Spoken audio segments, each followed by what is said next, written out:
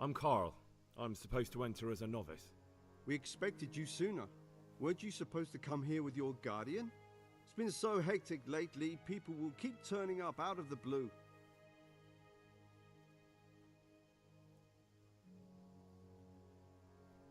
He gave me the papers and left me at the gate. You must be used to that, though. I'm not the first novice here, am I? But that wasn't very considerate of him, was it? It's been so hectic here lately, novices arriving one after the other. The last one didn't even have a letter, and you'd think his backside was on fire, the way he kept looking over his shoulder. You took him without the letter? You didn't find that suspicious? My guess is he wanted to hide from someone. But he's a priest and knows how things work in the monastery, so there was nothing to prevent him from being accepted, at least temporarily. You're a different case, though. Are you able to read? Naturally. I wouldn't be here otherwise. So then, are you ready to enter the Order of Saint Benedict and renounce forever the temptations of this world? I am. Then you must rid yourself of all your worldly possessions. Sell them or give them to the poor and needy or donate them to the monastery. You may not enter this place burdened by worldly goods. Inside the gatehouse is a trunk in which you will find monk's robes. Put away all your possessions and dress yourself in the habit. Then you may rest a while I go and see the prior to arrange matters for your acceptance. Take care now. Is someone there? Probably some animal.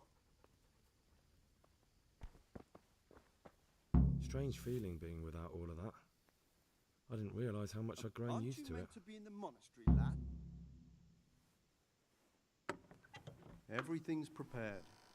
It's time for you to take your vows. Do I really have to wear this? You'd better get used to it.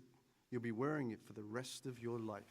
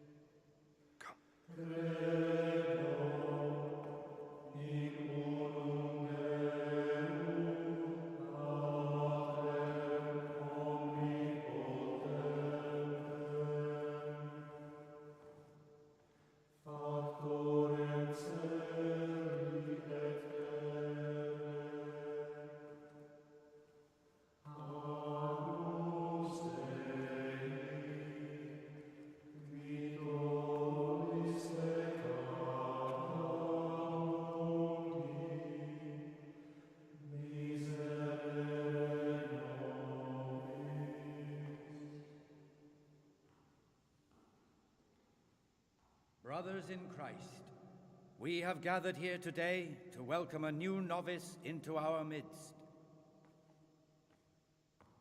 Dear brother, forget your former life and embrace your new vocation in the community of the monks of St. Benedict. Opus Dei, obedientia, obprobria, the service of God, obedience, and endurance of all discomfort. These are the cornerstones and succor of our order, which on this day shall become your own. Suscipe me, Domine, secundum eloquium tuum et vivam. Et non confundas me ab expectatione mea.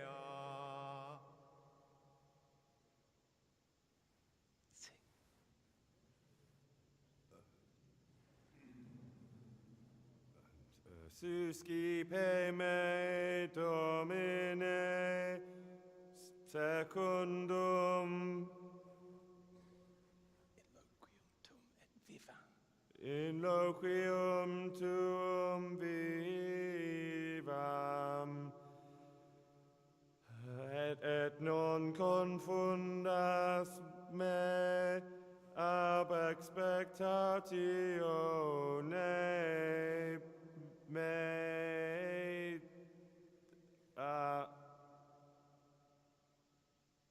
Accept your new name, Brother Gregor, and wear it with honor. Welcome, brother.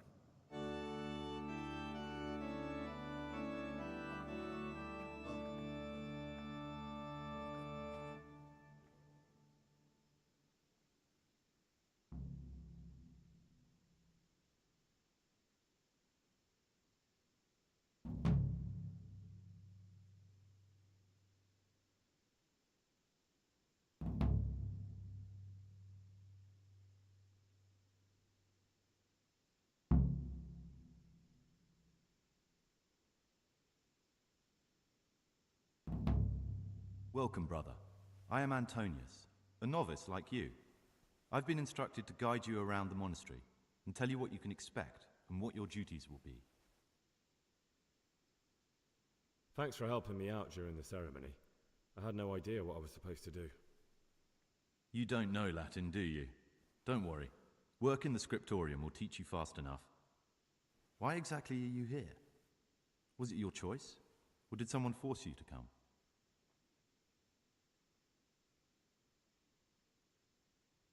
It was my choice.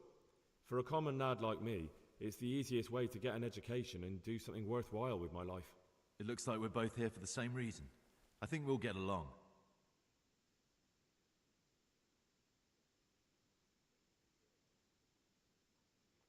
Would you tell me something about yourself?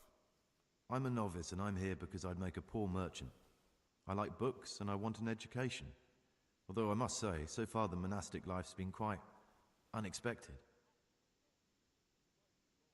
Is it all right if we don't do the tour? I thought that since you're literally a complete novice, you'd be interested to know what you have to do tomorrow.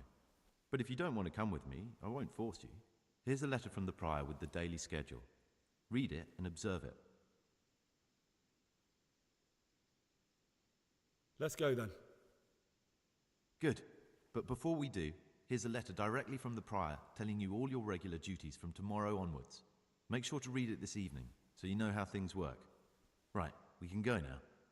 Follow me closely. I'll explain everything as we go. Remember one word: discipline.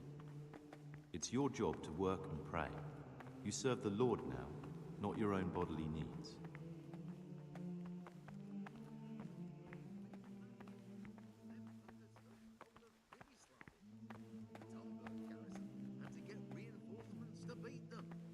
There's wounded lying at Talmberg now, and plenty new grave digging kids. But they fear This is the way to the dormitory, where we all sleep. You'll find a free bed there, which is now yours. Do you know the first thing the monastery taught me? To appreciate sleep. We rise before dawn every day. Takes a bit of getting used to. And they just sprout up somewhere else. Have you heard they pillaged and torched old Colden's farmstead? This is the garden, a place for silent contemplation and meditation. God be with you. Centuries ago, this monastery was founded by the most esteemed of brothers, Saint Procopius. His earthly remains can be found in a cave under the monastery, and his spirit wanders the corridors at night, punishing any misbehaving novices. So beware. Here are the frattery and scriptorium, together with the library. These are the places where we work. Ora et labora. Pray and work. As a novice, you must always listen to your superior brethren, and above us monks are the prior and the circators, who punish every infraction. You'll know them by the canes they carry. Do what they say.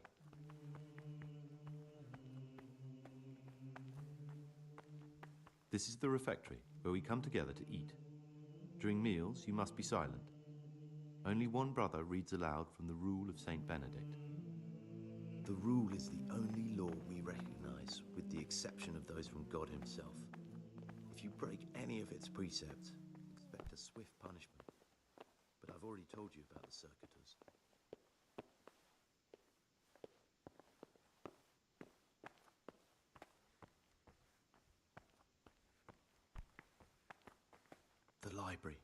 the pride of our monastery, a trove of learning.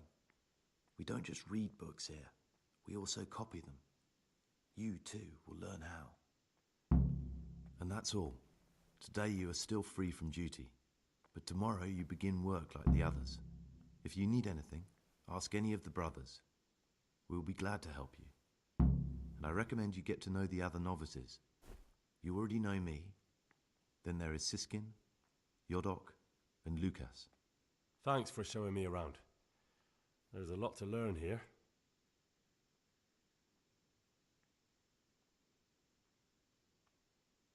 Will you tell me something about yourself? There's not much to tell. I lived in Vlashim, and after my father died, I found out I wasn't much of a merchant. So I left the shop to my brother and decided to become a monk. It's peaceful here. There's food and lots of time to read. So you chose to come here? It may seem strange, but I'm one of the few novices that did. I might be the only one. The truth is, the idea of spending my life in a monastery was more appealing than being cooped up in a greasy old shop. I'd like to ask you something about the monastery. Are there any rifts between the brothers? Yes. From the moment talk began about electing a new abbot, it's been like a hornet's nest here. Strange you haven't noticed. Tell me something about electing the abbot. Abbot Peter is old. When he dies, they'll have to select a new abbot from amongst the brethren. The candidates are John and Nevlas. And if you ask me for my opinion, Nevlas is definitely the right man. Unfortunately, no one cares about my opinion because novices get no say.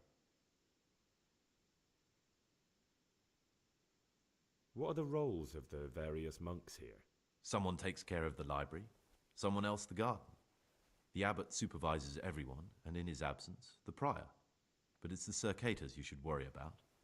They're the brothers who'll make sure we observe the rule. They can be quite strict, so if you want to avoid getting punished, always act righteously and do your duties honestly.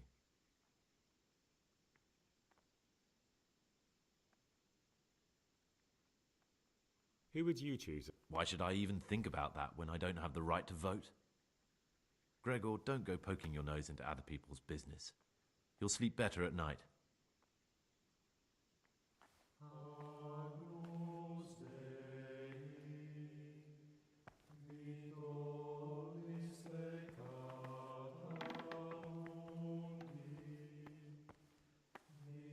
What troubles you?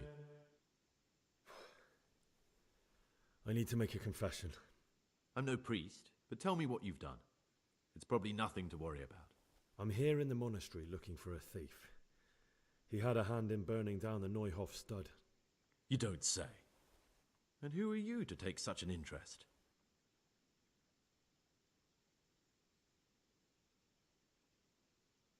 Someone whose job it is to investigate the case, find the perpetrators and make sure they get the punishment they deserve. Punishment? Do you intend to punish them here, in the monastery? I don't know yet. I'm still just on their trail. Perhaps you could help me find him? The missing thief? If I knew anything, I'd tell you, but I suppose it must be one of the novices. I've only recently heard about the Neuhof incident, and all the other brethren have been here much longer than that. I know. Aside from me, there are only 4 novices, but still, I don't know which one he could be. 3? Please, leave me out of it. And you're right that it could be any one of them. No one knows anything about Lucas. Siskin might be a lot of things, but a monk isn't one of them. And Yodok is a slimy worm. It wouldn't surprise me if he was behind that massacre. Actually, the more I think about it, the less I like that Yodok. He's a treacherous rat who'd do anything to get in someone's good books. The thought of Yodok at Neuhof sends chills up my spine.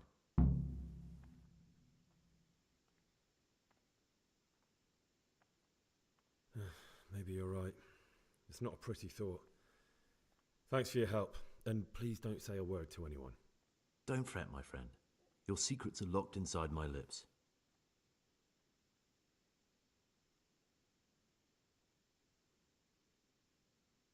I know you're pious, the man I've been looking for. So you're finally sure? Tell me, Gregor, or Karl, or whatever your true name is. What do you want to do now? I don't know. I'm not sure what I should do. Well, at least you're prepared to think and not just play bloodhound for a pack of nobodies. And I'm glad you have your doubts. I don't want to be like the people I'm looking for. If I have to kill, it should be for a reason, not because I enjoy it. You know, we're both pawns in someone else's game. They have plans for us, but we don't have to let them use us.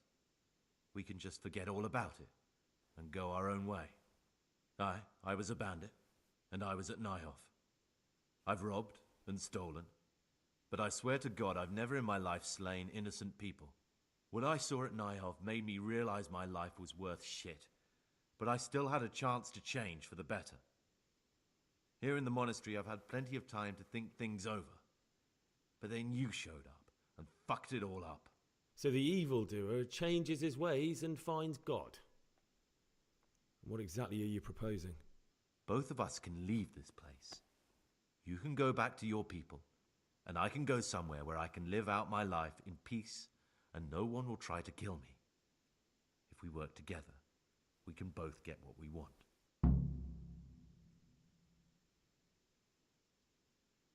You're right. But the people who sent me will find out if I don't kill you. They won't if we're clever about it. No one has to die. Before we make a run for it, we'll make it look like someone's killed me. Loads of blood, a tattered scrap of my habit, and footprints leading towards the river. No one will bother looking for my body there. There we'll split up. You go for your bounty, and I'll get as far away from here as I can. Good. Let's do it your way. Good. I'm glad that despite our initial discord, we could reach an agreement. Here, take something to calm your stomach. Now we'll need the keys to the monastery and some blood to make the tracks.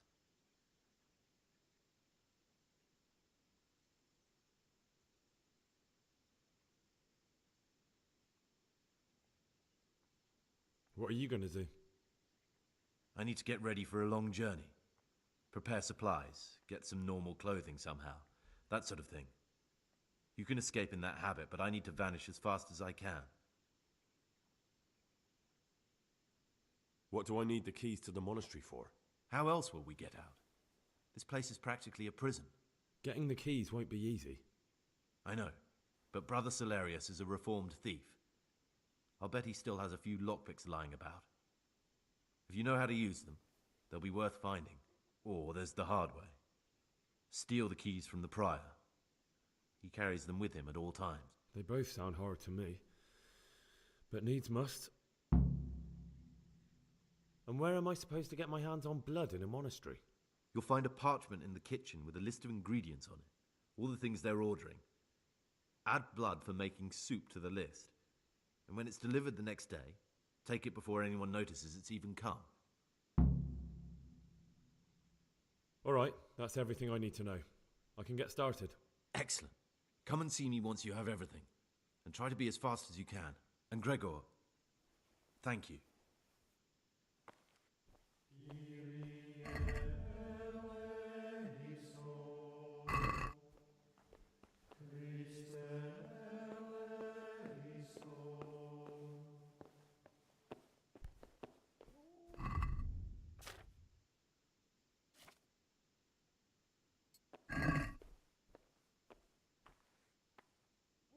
Service.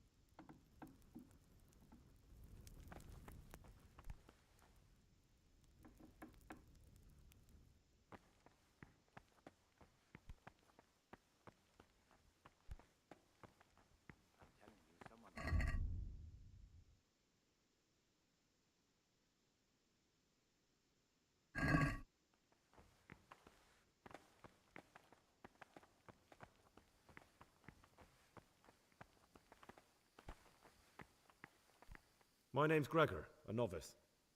You can call me Siskin. But are you here of your own free will, or is this a punishment? Although it's not important. Welcome to Purgatory. Did you say purgatory? You'll see soon enough.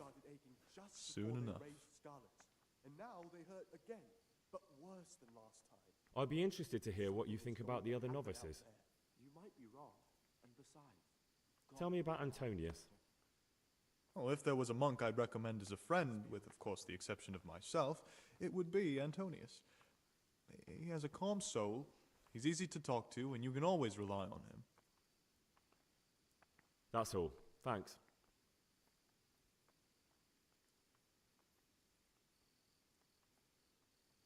Will you tell me something about yourself? Look, nothing against you, but I prefer not to talk about my past. Are you hiding something? Why are you so reluctant to tell me anything about yourself? I'm hiding a lousy past that I'd rather forget. I hate to think of all I lost when they stuck me in here. And also because I really hate the question, aren't you the son of the famed Sir Smil Flashka of Pardubitz? I was rich and I had everything. But then my father began to feel his time approaching, so he decided to send a son to the monastery. And, being the youngest, the lot fell on me. I've no head for managing the estate, and they said I'd squander it. Can you imagine? Me in a monastery. So I took what coin I could from home with me, so I didn't lose out completely.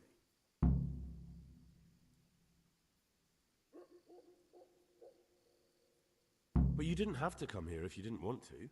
No, not if I didn't mind being left to beg alms by the city gate. I had one choice, the monastery or nothing. If it had come to that after my father's death, so be it. But to get rid of me while he's still alive...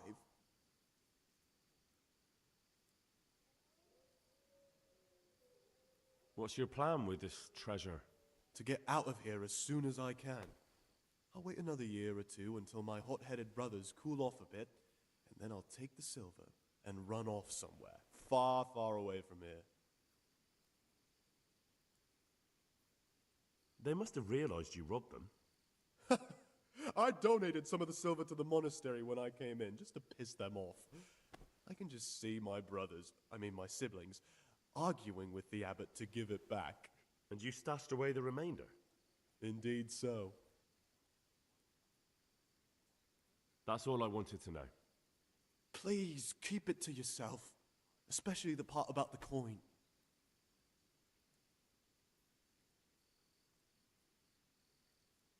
How is it that you don't get any penance for missing morning prayers? I've paid off the circators to turn a blind eye. And the other monks don't notice as long as you show your face there from time to time. No one's too awake at that time of the morning.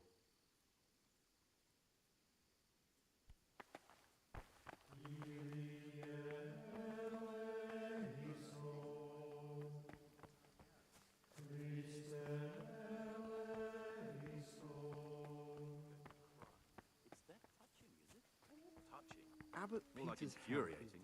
A horrible, abominable waste of parchment. Young people have no respect for writing.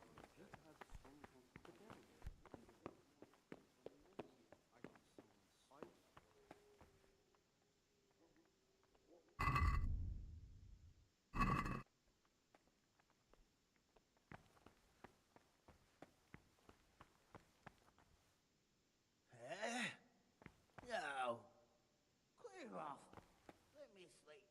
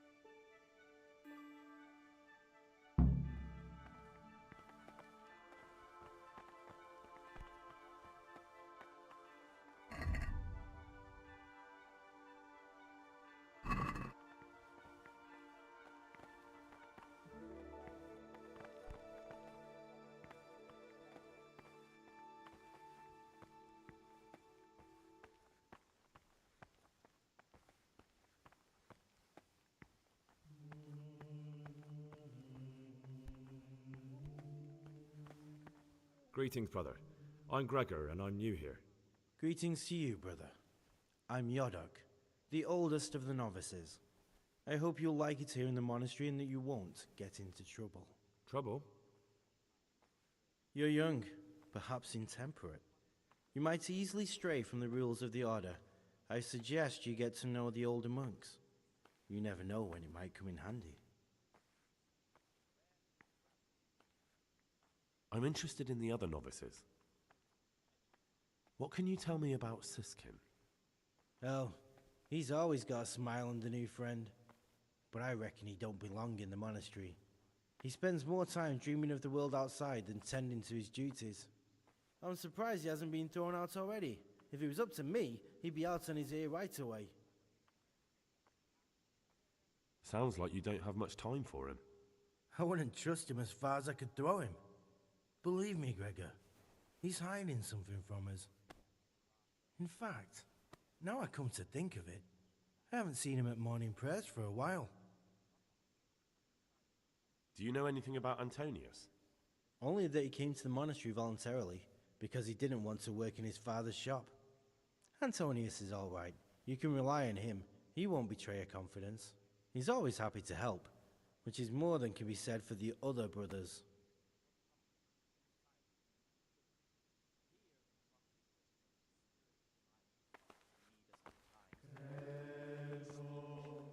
So much the more ought the punishment for sin make us avoid evil works. Therefore, since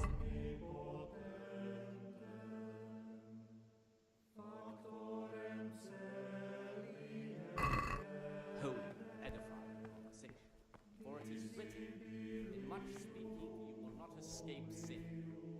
And in another place, death and life are in the power of the tongue. For speaking and teaching belong to the master. The disciple demands of the silent listen. For that reason, if anything has to be asked of the superior, it should be asked.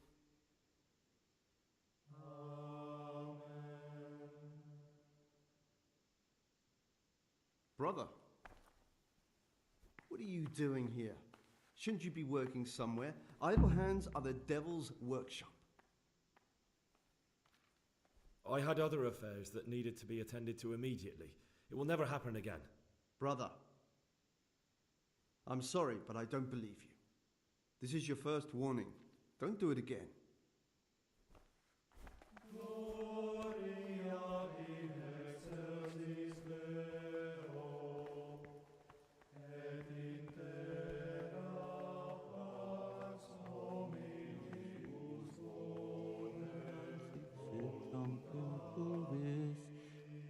I'm Gregor, a novice. I know. I saw you at the ceremony. My name is Nebulus, and I'm the provost here. I'm in charge of the monastery's property, as well as handling trade with the outside world. That means you get to leave the monastery? No, not at all. I just write lists and send them out.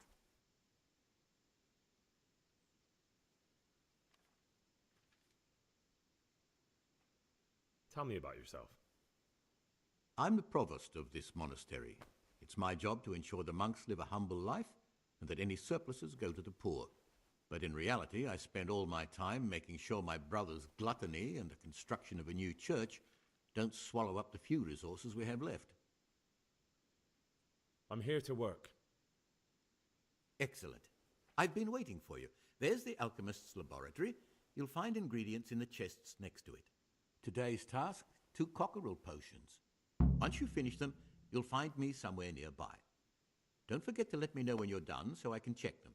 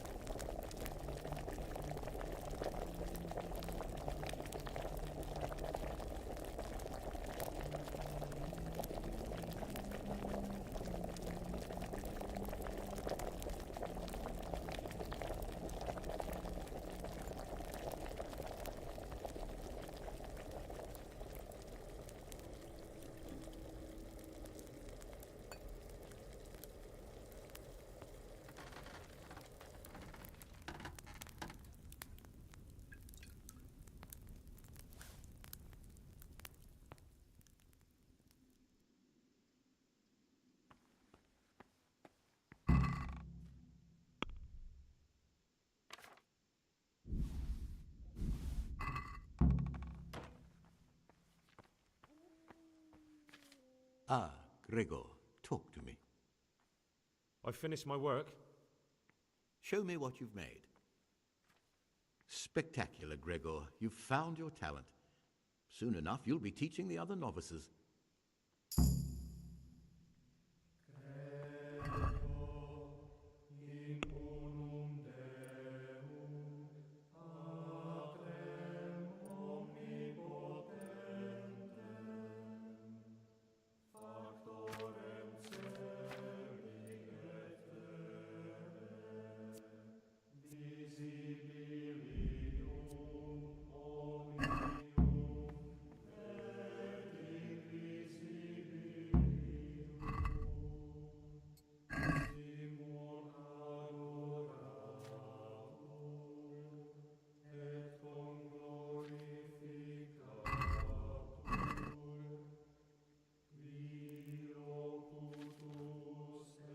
I wonder what Teresa's doing now.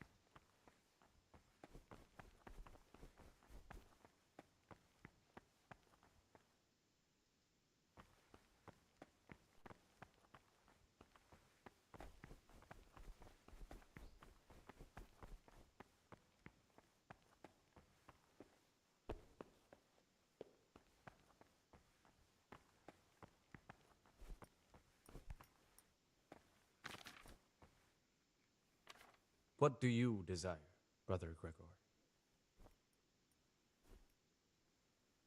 Is it possible to learn something about the other novices in the library? Only the abbot and the prior keep such records. And can I see them? No.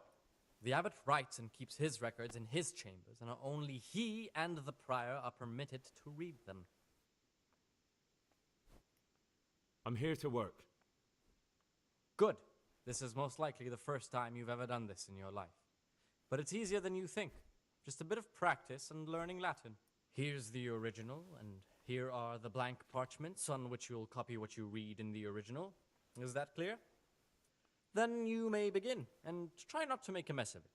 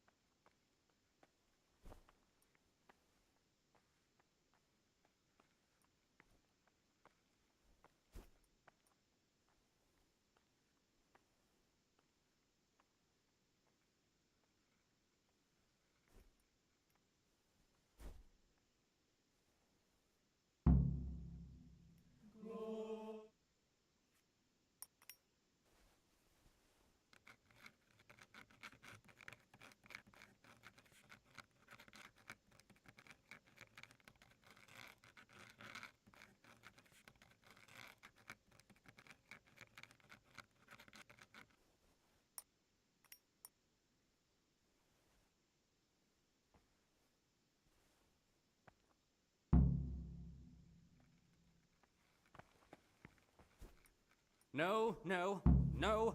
I can't believe you've made so many mistakes.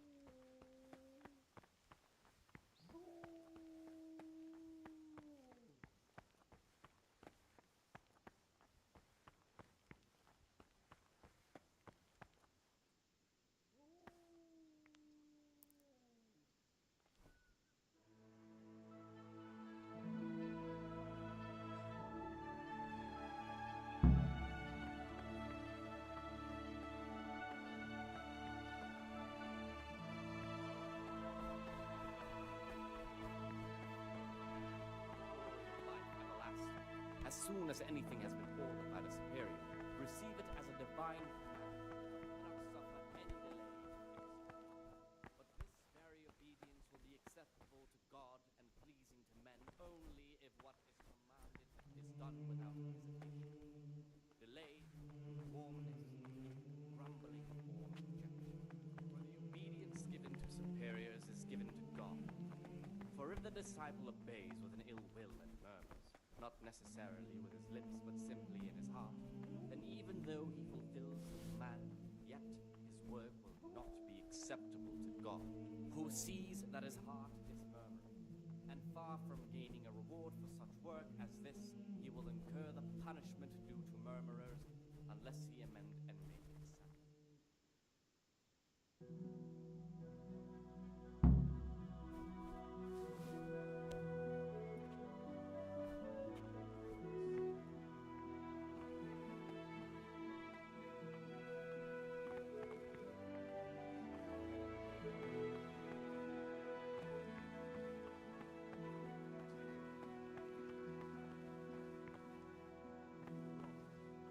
And besides, God will be our protector.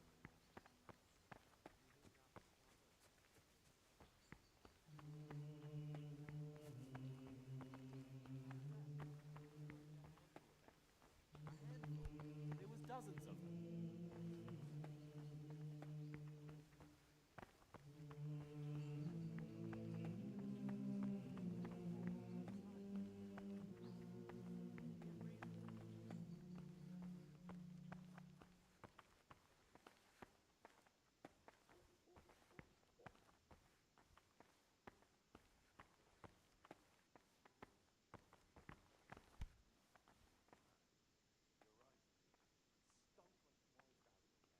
And it's not the first time.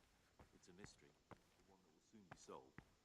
It's a wonder the prior doesn't check everyone's breath in the morning. Then he'd soon get his man.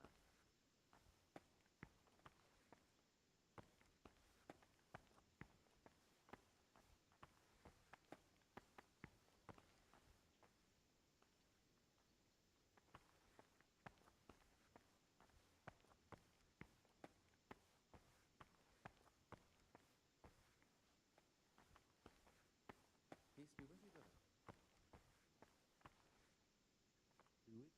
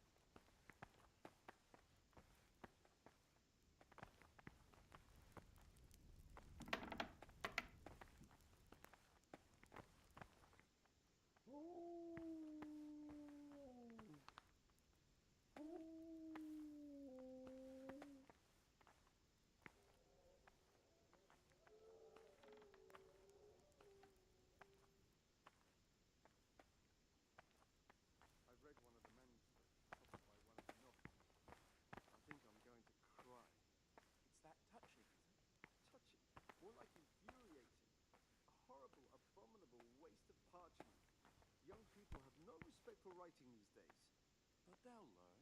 We were no different.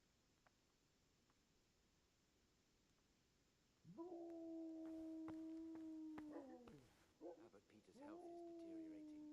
They say he won't make it to the autumn. No, no. Peter has a strong constitution.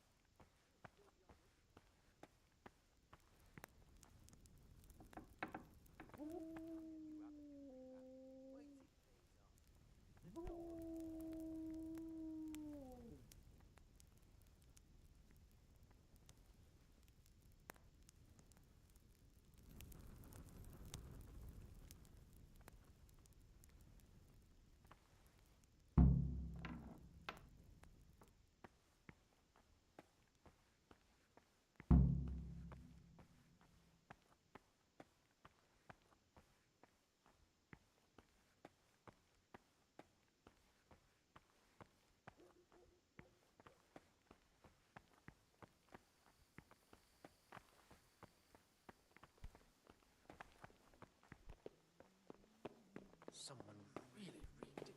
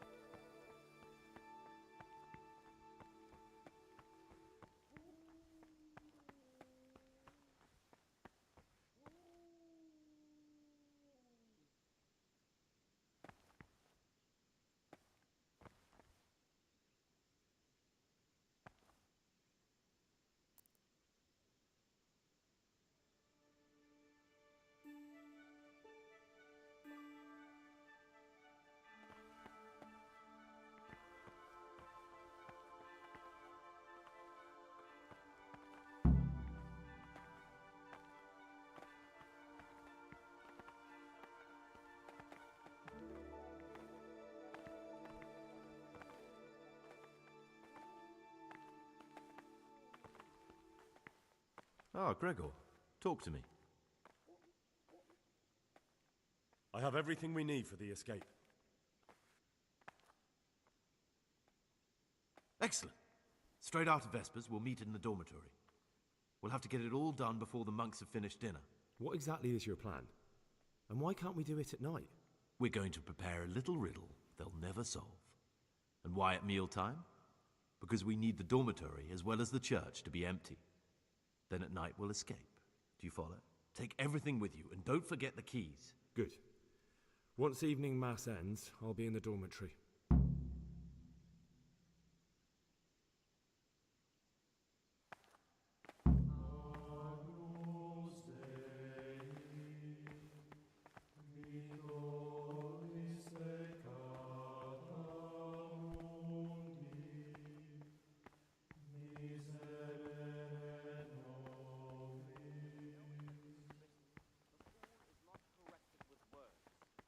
Again, beat your son with the rod, and you will deliver his soul from death. The rule of Saint Benedict, readings on the spirit of silence. Let us do what the prophet says. I said, I will guard my way, that I may not sin with my tongue. I'm Gregor, a novice. I saw you at the ceremony. I know. It was hard not to notice you. And you are? Lucas, also a novice. Don't get upset, but I don't want to talk to you. I'm happiest alone.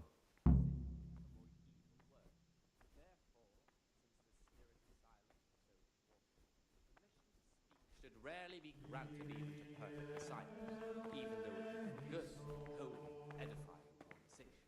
For it is written, in much speaking you will not escape sin. And in another place, death and life are in the power of the tongue. For speaking...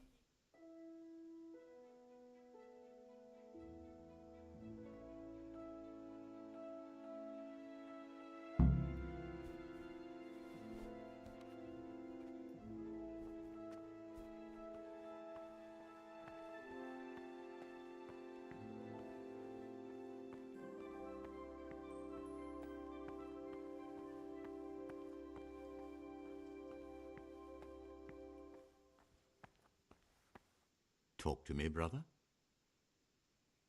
I'm here to work. Excellent. I've been waiting for you. There's the alchemist's laboratory. You'll find ingredients in the chests next to it. Today's task, 2 cockerel potions. Once you finish them, you'll find...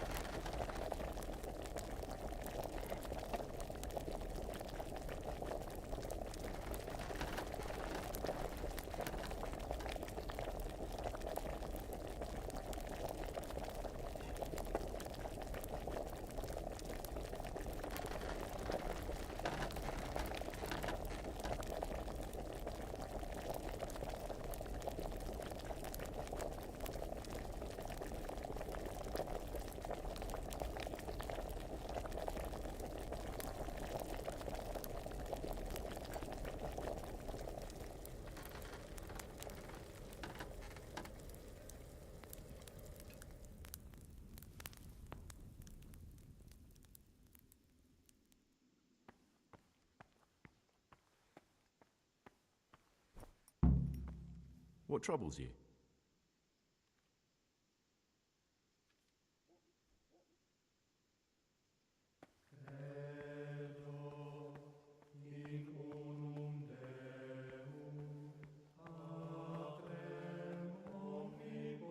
What do you desire, Brother Gregor?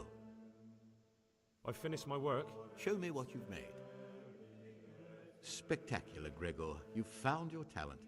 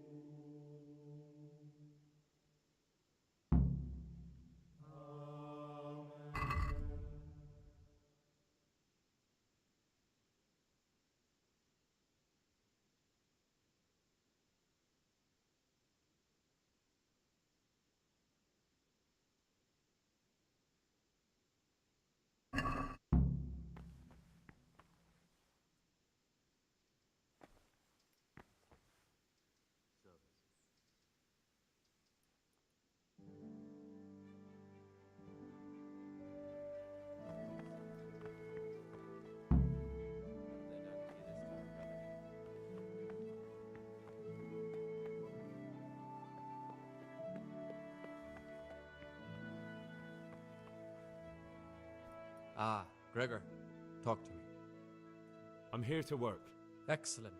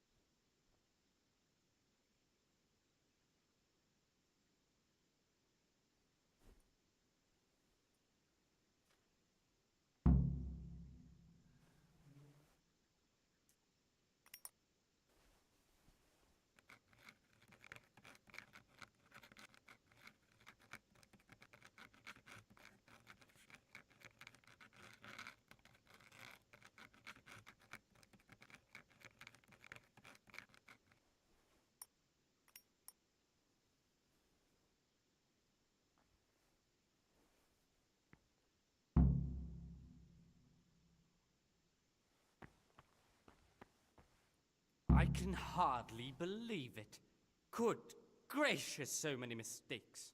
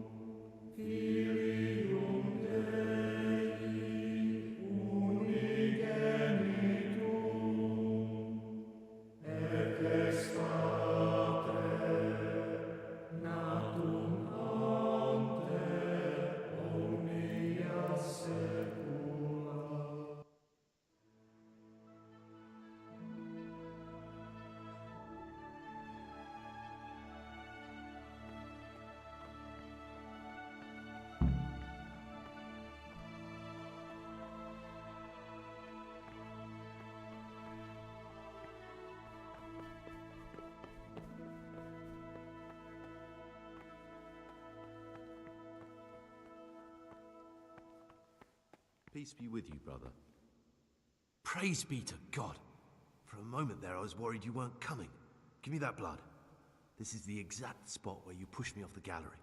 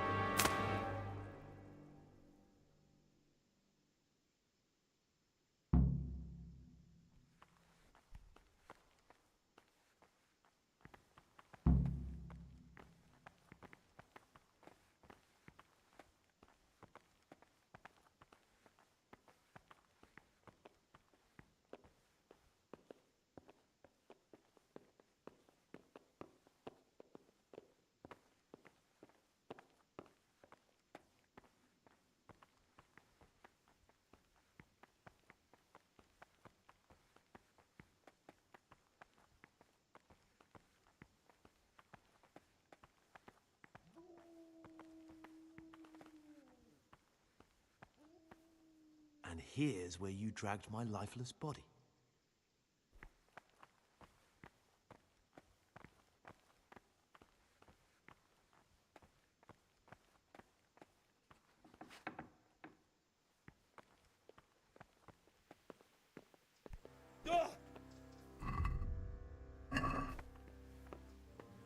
What are you doing here?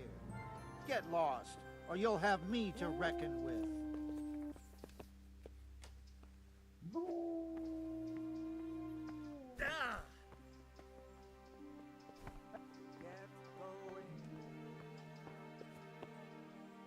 Talk to me, brother.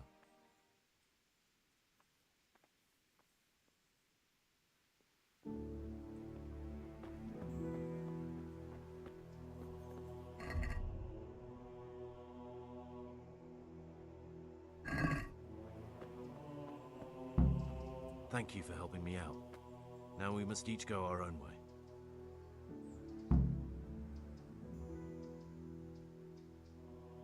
I was glad to help. I did what I needed to do and no one got killed.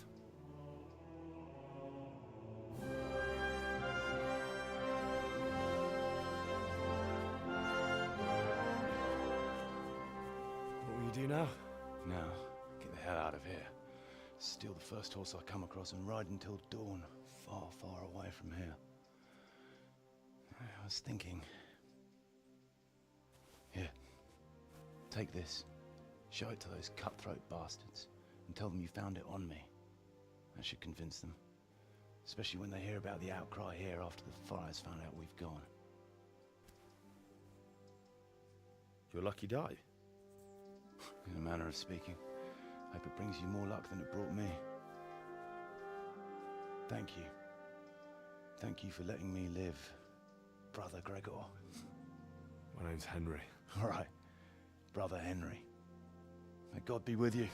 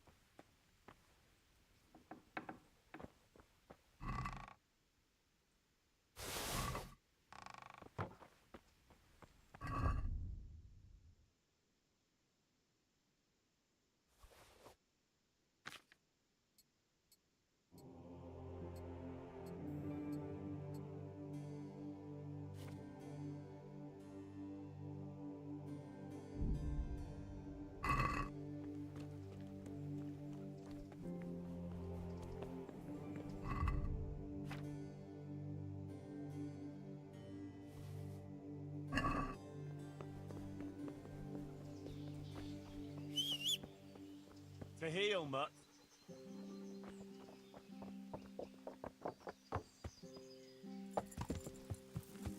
Yeah.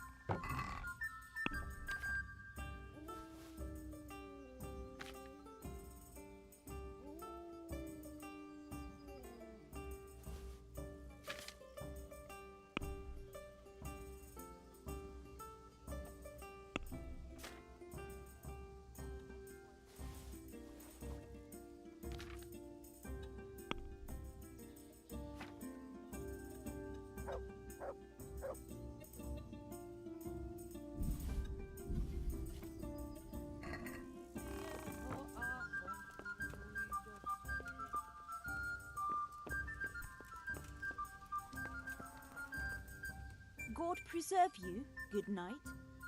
Can I do something for you?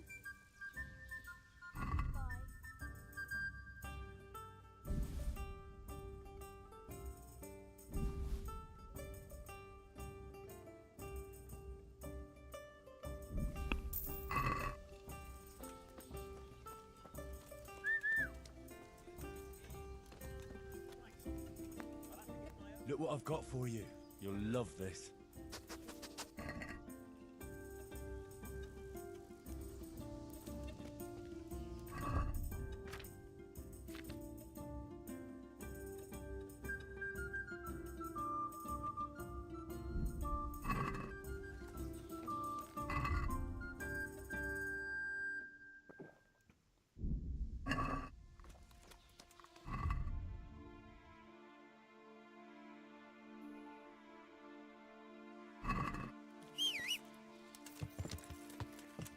Yeah.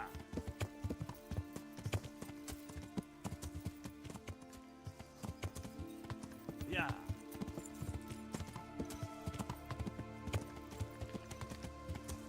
Yeah.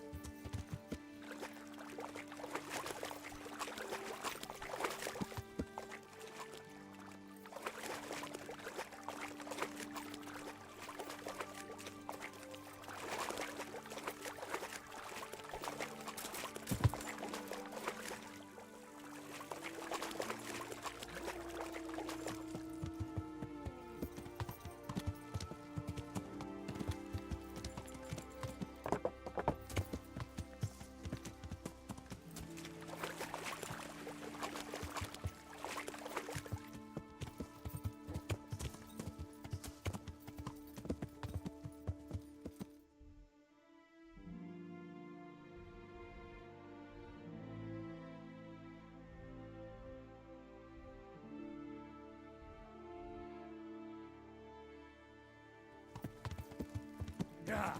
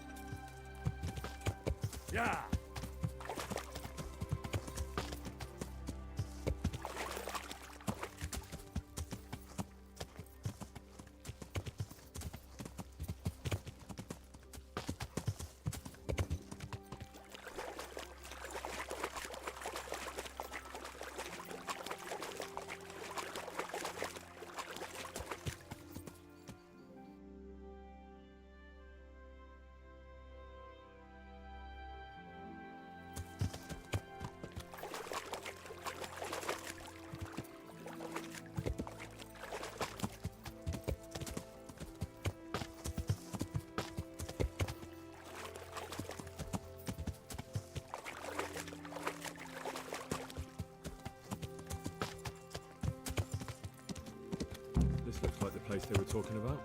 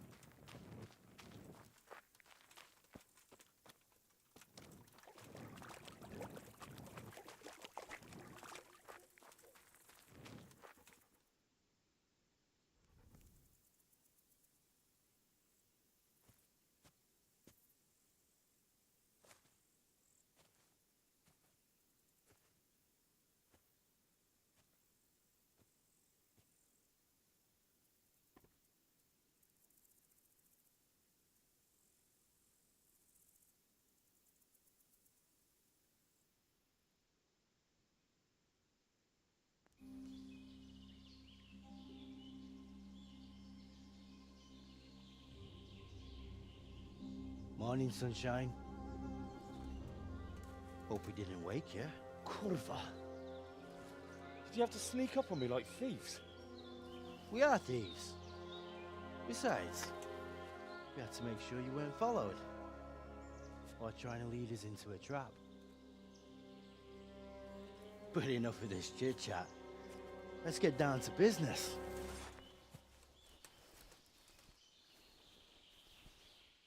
We heard there was some trouble at the monastery.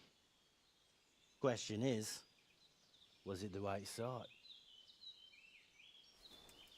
Did you do that job we agreed? Do you think I'd be sitting here if I didn't do it? How should I know? The world's full of idiots. It's done. You've got proof? He had this on him. Aye.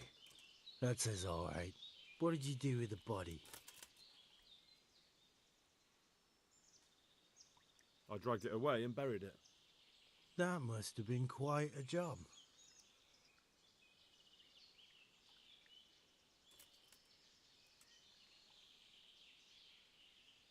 Are you implying that I'm lying? Nah. I just have to make sure you did what was needed. Not even a mouse can get into that damn monastery, so no choice but to trust you. And do you trust me? Yeah. What now? What now? You did your job. Welcome. We need people like you. But what do you need people like me to do? I'm just the crimp. All I do is recruit.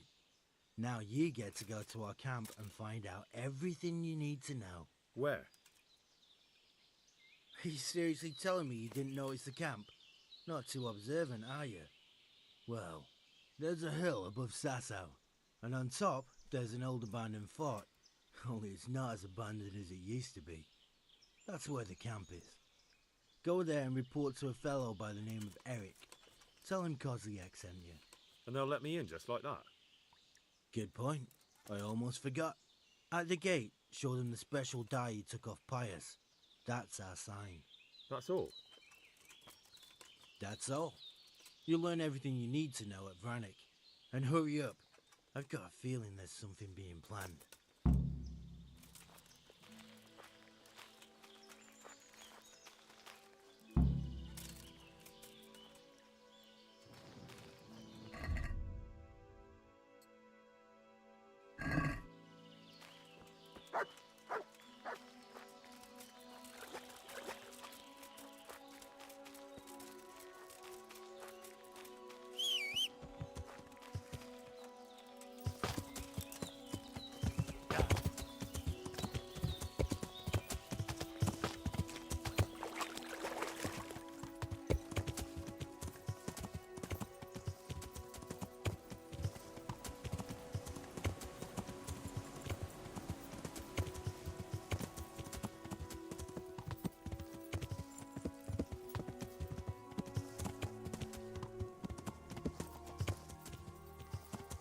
Yeah.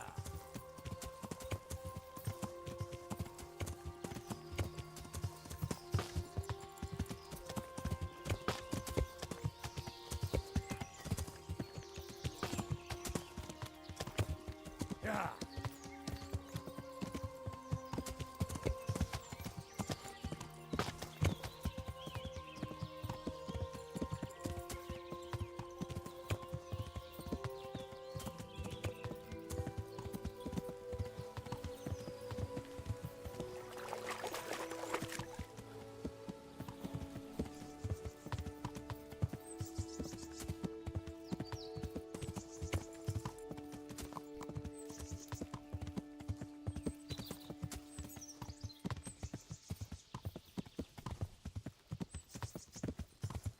Yeah.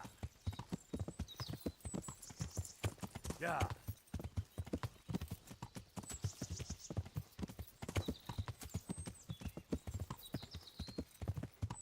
Yeah.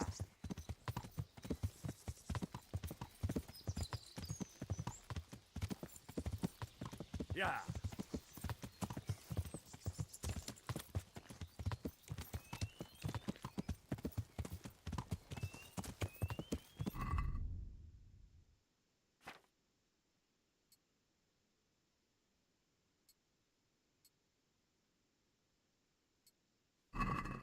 Yeah.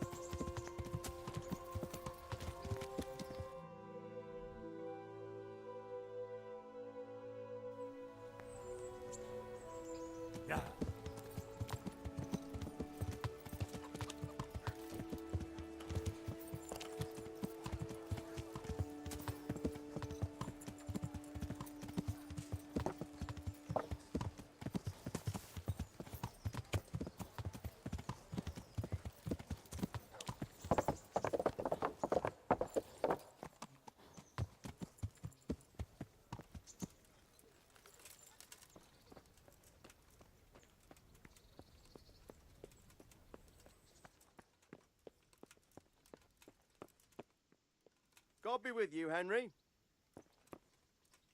Greetings, Henry. I hear you won the rat-eye tourney. Well done, lad. Take care. Sir, I have news, and I'm sorry to say it's nothing good. After everything that's happened, you have even worse news. That's almost impressive. I'm afraid so. It's going to happen again, and on an even bigger scale. You're full of good cheer, aren't you? What exactly will happen? It seems the Pribyslavitz encampment was just the start, and they're far from defeated. How did you find out? I found a recruiting agent who works for them, and let him recruit me. Ah, God's holy hat. You never cease to surprise me, lad. And what did you find out? They have another much bigger encampment in Vranyk near to Sasau. What do those bastards want? And who the hell are they? To hurt us? Conquer the region? I'm not sure yet, but I can find out. How? I'm one of them now. I have their secret sign. I know where their camp is. All I have to do is go and take a look. That's out of the question. It's too risky. Sire, compared to everything I went through to get this, it will be child's play. I already passed their test. They trust me. Then we'll have to attack them before things get out of hand. Ideally, right now, when they're not expecting us. Once we catch that mangy little shit, we can ask him nicely what he wants. But then again, before we attack, it would be useful to have a spy go and scout out how many of them there are and what they're up to. I don't want you to take any unnecessary risks. It's much less risky than our raid on Pribyslavitz. All right then, Hal. Go there and find out how many of them there are, and what their plans are, whatever you can. But don't stick your neck out too far. Yes, sir. Godspeed, lad.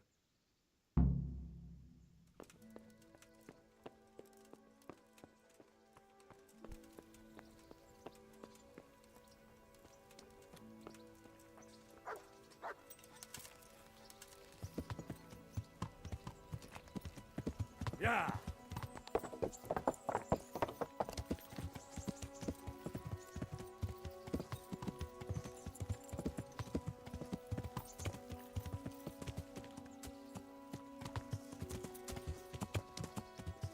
Yeah!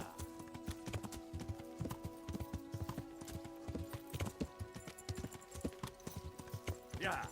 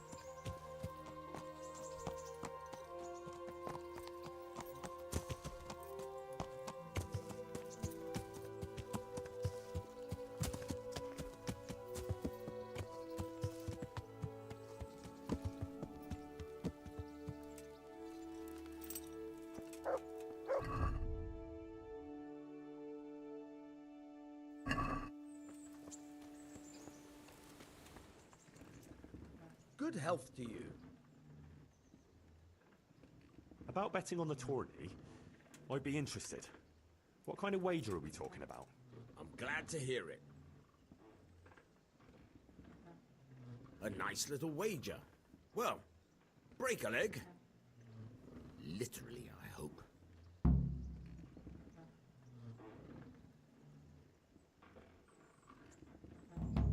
I've got some goods here whose owners might miss. All right. God be with you.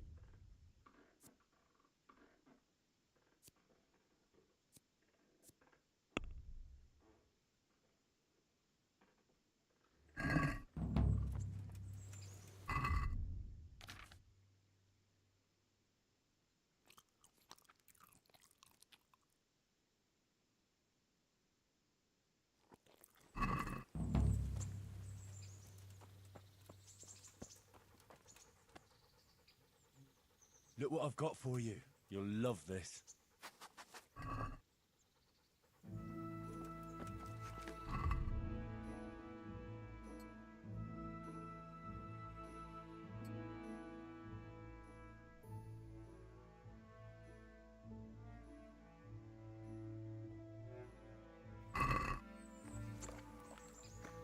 Oh, Henry of Skalitz, the glorious victor of the Rat-Eye tourney. Don't you want to do something together again? I can't now. Come back in the evening, will you?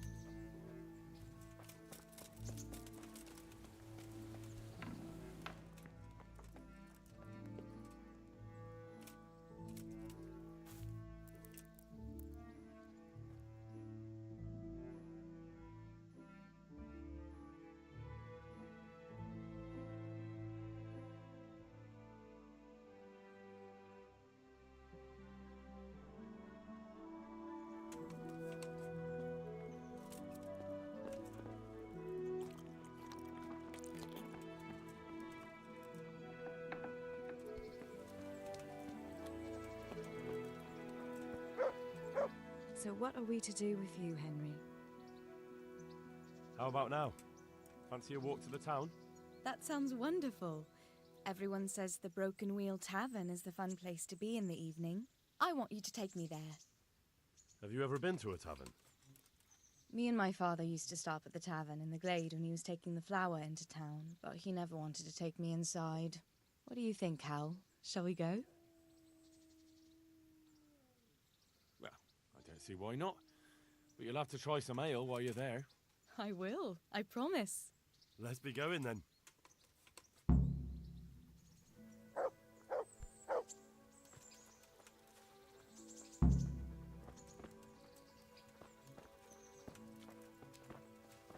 Go to taverns a lot, do you? Sometimes. If I want a proper meal, I have to. You wouldn't want to eat the stuff I cook. That's true. I haven't forgotten that bet you made back in Skalitz that time. Don't talk about those oat cakes. Fritz's belly heaves at the very mention, even now. And that's where you go to woo wenches, is it? Naturally. The taverns and baths are where the best ones gather. You lout. I need to take it the wrong way. I'm not taking it any way at all. It's all right. I'm only joking. I don't go picking up women in taverns. I prefer a different sort. What sort might that be? Full mouth and green eyes. You're such a... Come on then.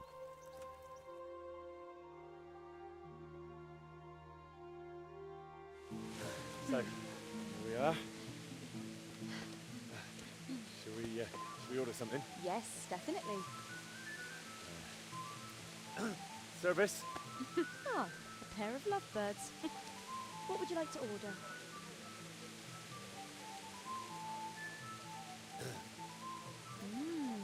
Is it alright? It's excellent. This ale is no better in the province. You know what? What? What are you doing? Oh, no. Oh. But really? Yes. Oh, come on, be brave. No, I've never... Hand on my hip. I don't even know how. And off we go. But really, I don't know how. You're doing just fine. All right. Oh, it's... All right. It's fine.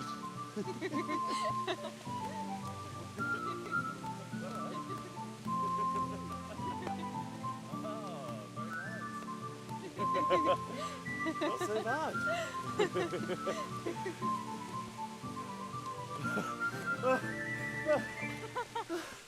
You wore me out. And you said you couldn't dance. How about a dance with a real man? How about you leave me alone and bother someone else? Oh, come on. It's a crime to waste a body like that on a scrawny boy like him.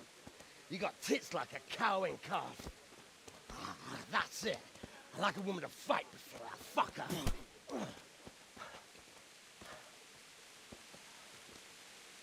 You'll pay for that, boy.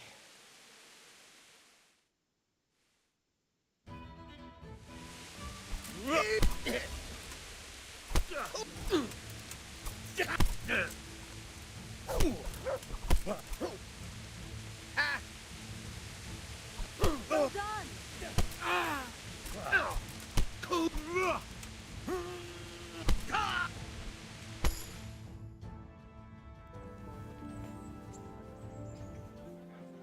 My hero. Does it hurt? You should worry about the other fella. I'm fine. Ow! Of course you are. That's why you wince every time I touch you. You saw him off, though. He wasn't feeling so playful after you'd finished with him. That tickles. Baby.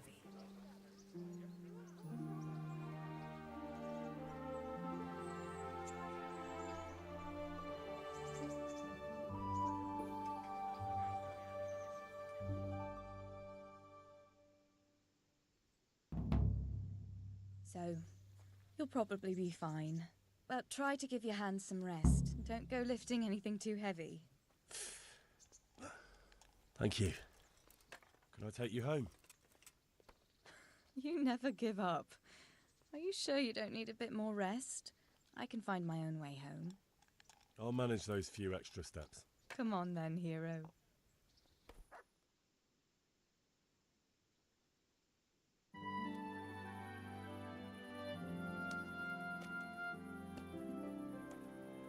I'll give you this. Nights out with you might be painful, but they're never boring. I do my best. You should go in before Peshek starts fretting.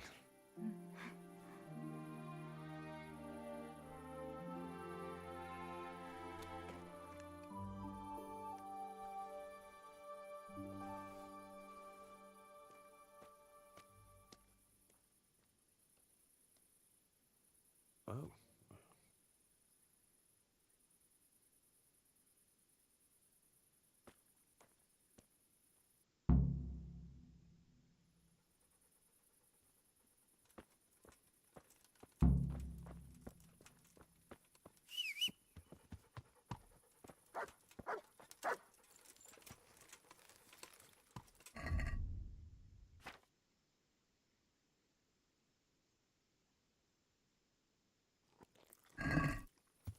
Yeah.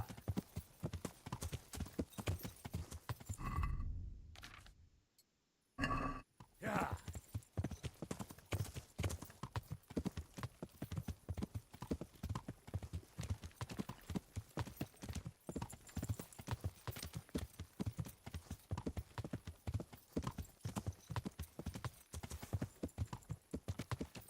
Yeah.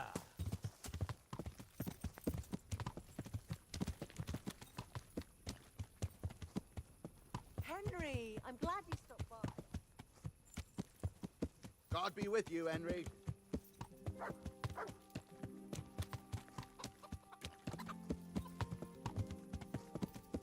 Yeah.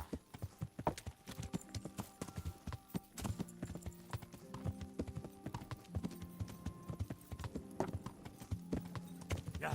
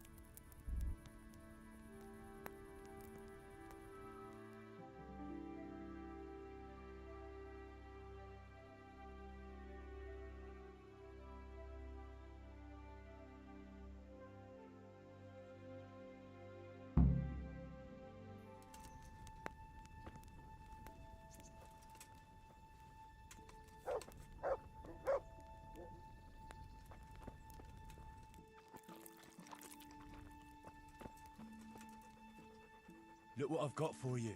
You'll love this.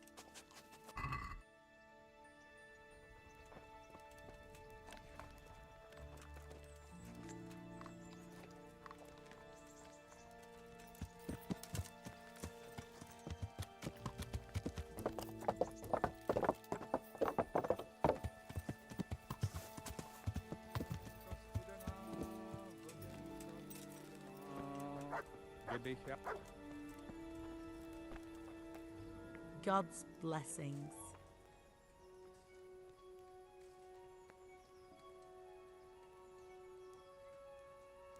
God be with you.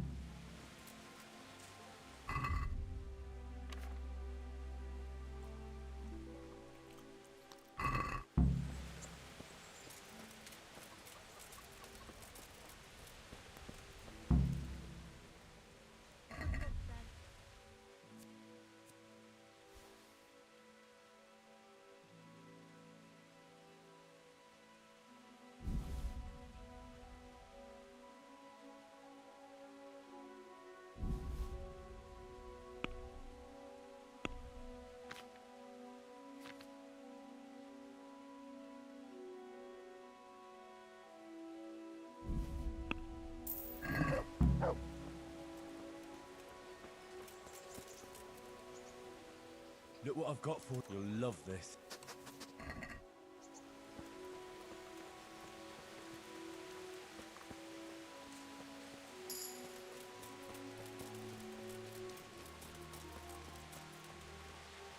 I'm honored that you should come to me.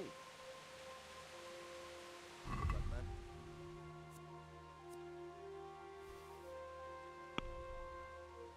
man. Can we do something about the price? All right. Since it's you. I'd almost shake on. Aye, that would do it.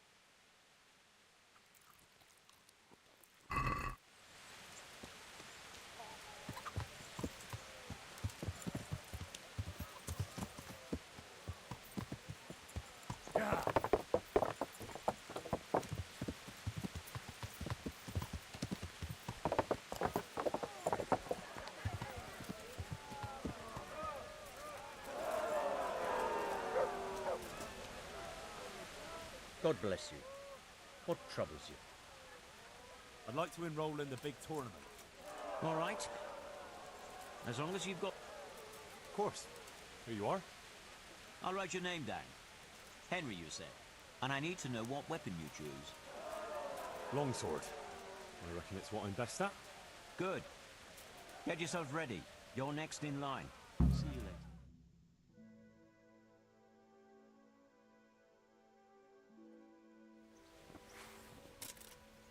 Meeting face to face in this round will be Yera of Benashov, Kol Kipan, a mercenary by profession.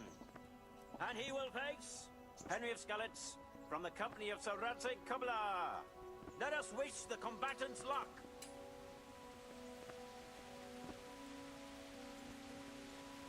The combatants have entered the arena and the first duel may commence. We will witness a duel with longswords.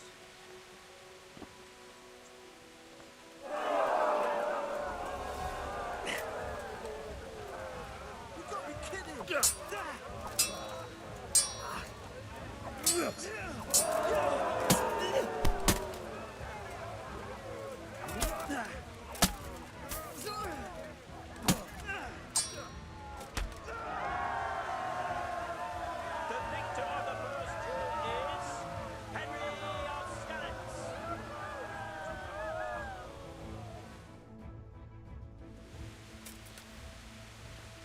And now's the time to choose weapons for the next duel.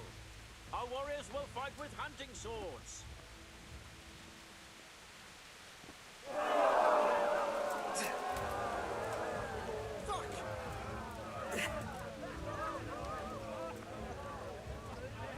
What's up? Shit yourself? Bugger!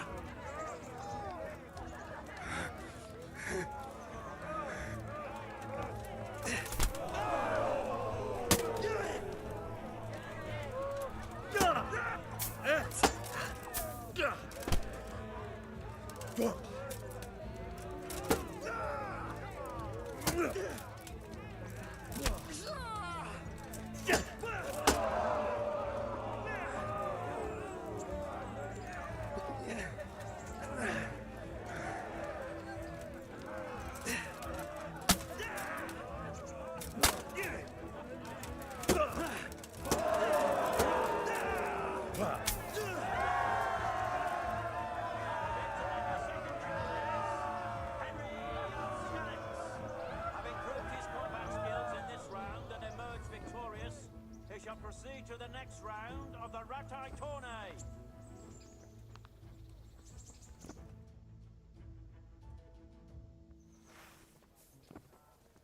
Meeting face to face in this round will be Michal of Janovitz, spearman of the Lords of Sternberg.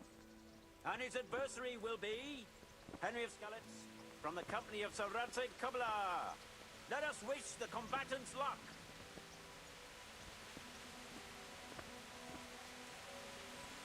All is prepared for the first duel. We will witness a duel with longswords.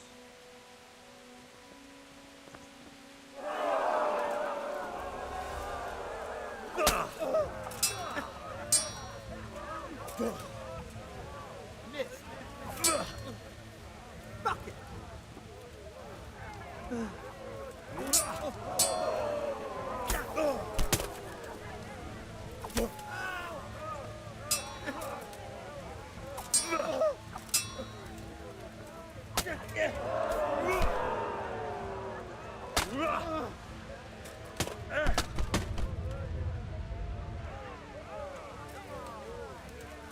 Had enough?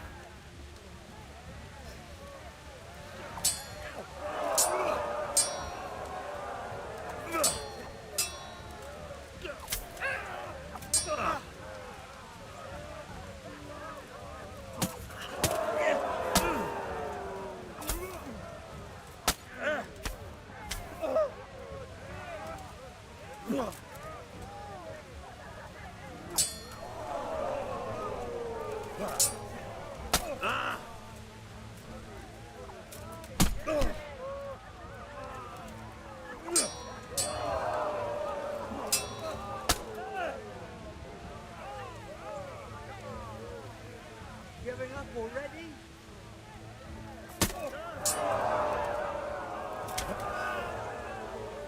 Shit!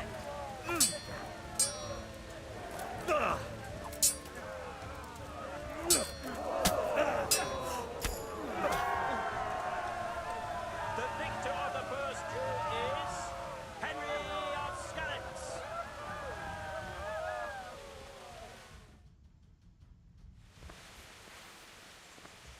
Change weapons for the second bout. Our warriors will fight with hunting swords.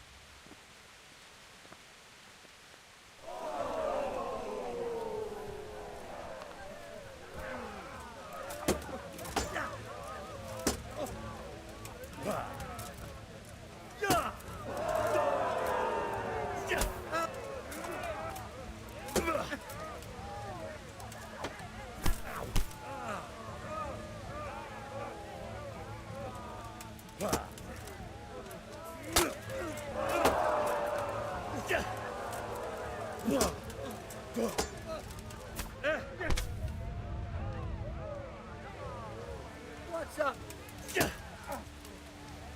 Go!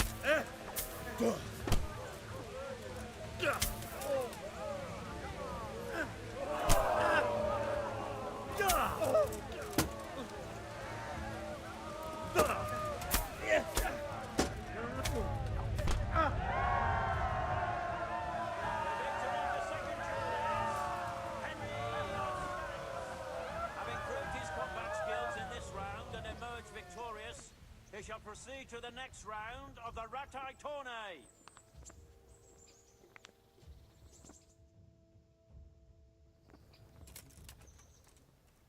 The first combatant will be Menhart, master swordsman from far off Frankfurt. And his adversary will be Henry of Skalitz from the company of Sir Radzig Kubla. Let us wish the combatants luck.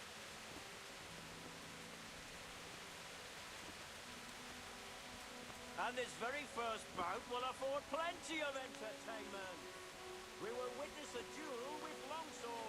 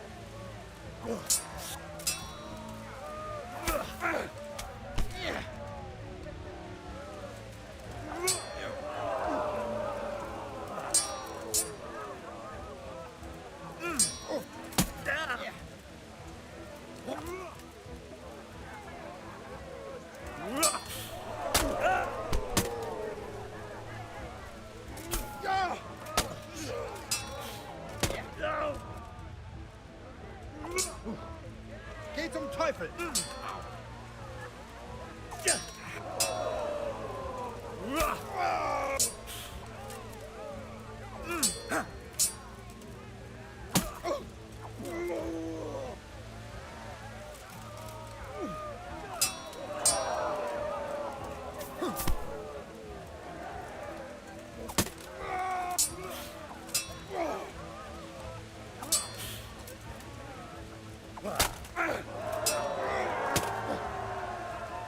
That's the end of the first round of combat, and the victor is Henry of Skalitz.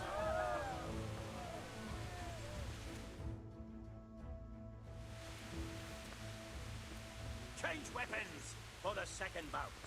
The combatants will engage in a duel with warhammers and shields.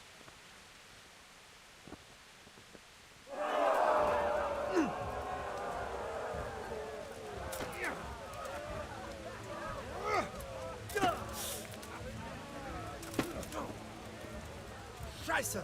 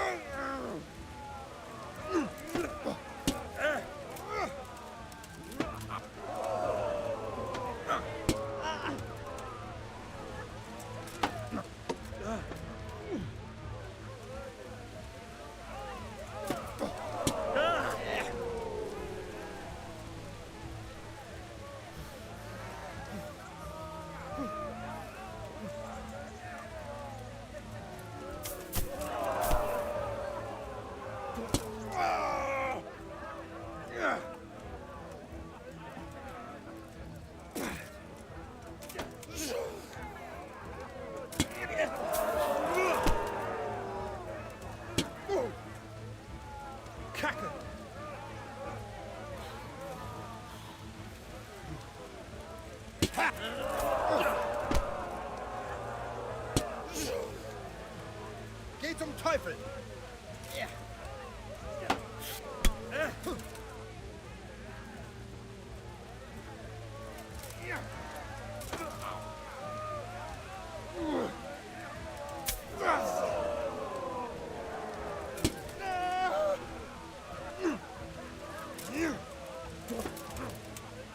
Verrecke!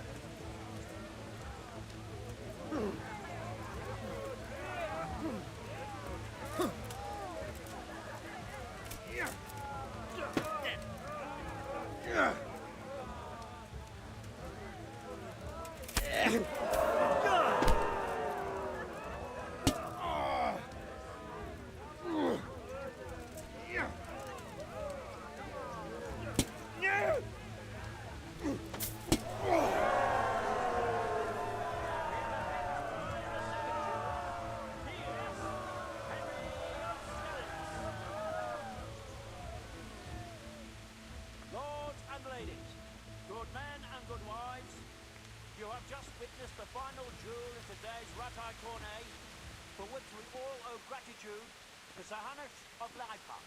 All glory to the victor, Henry of Skalitz, man-at-arms in the company of Sir Radzik Kovila. His prize will be given to him by our gracious Sir Hanush.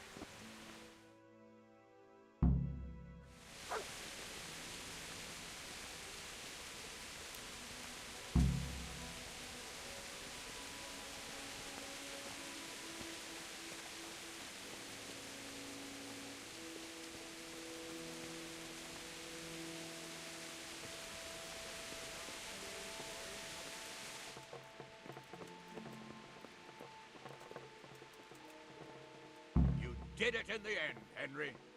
No doubt you're well satisfied. I certainly am, my lord. Take care.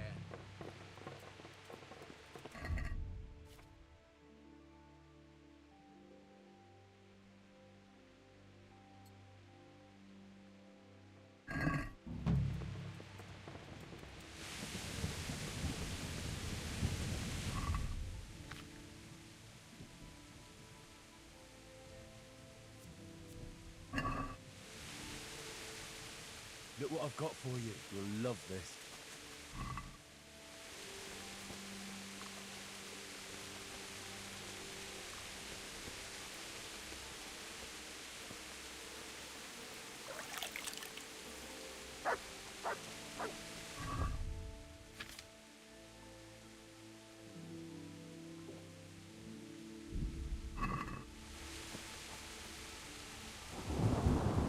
I'd like to enroll in the victory. You'll have to wait a few days.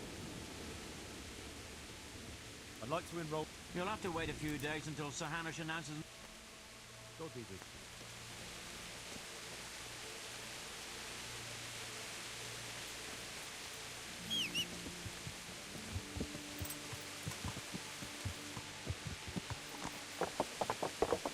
Yeah.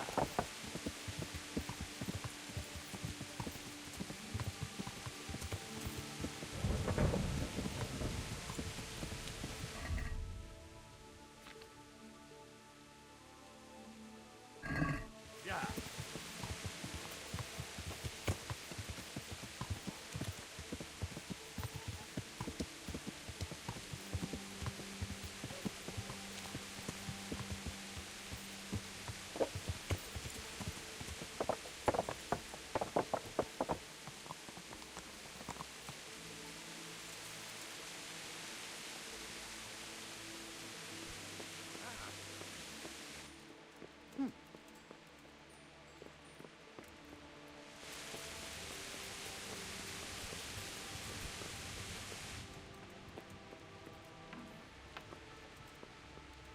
I'm glad you're here.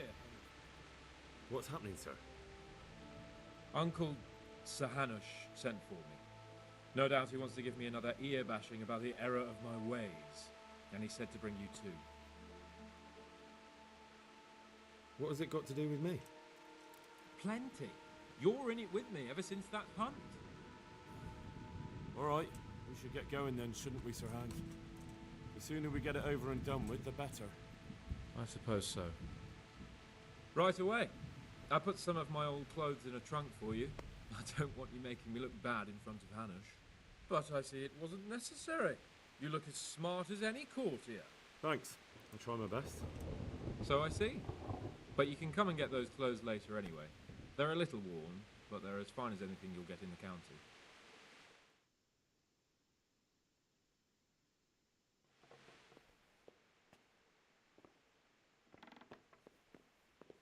Well, my ward and his, what shall we say, chaperone. Uncle. My lord? I hope we haven't dragged you away from anything too important. Not at all, Uncle. We like were just... boozing and whoring, for instance. Uncle, I can... Perhaps you were busy, causing mayhem in the middle of the night and beating up my subjects. No, it wasn't... Henry and I were just... Henry's as big a fool as you are. But he's not my ward, thank Christ. What the hell do the pair of you think you're doing? There are people in this fiefdom who work from dawn to dusk to put food on their tables, and on yours, may I remind you. And then they look at you, Hans, their lord and master, and see a drunken layabout. That fellow you beat up last night was a guard, a new guard on the town watch. And he couldn't report for duty this morning because of his injuries. I had the bailiff here complaining, and could I tell him what I really think about this whole sorry affair? Of course not.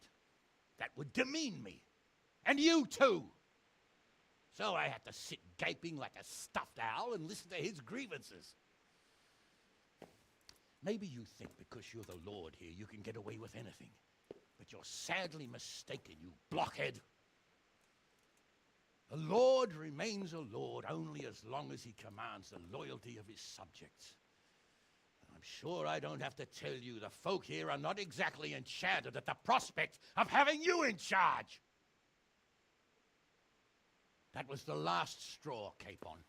One more of your escapades and I'll send you to your mother in Polnar.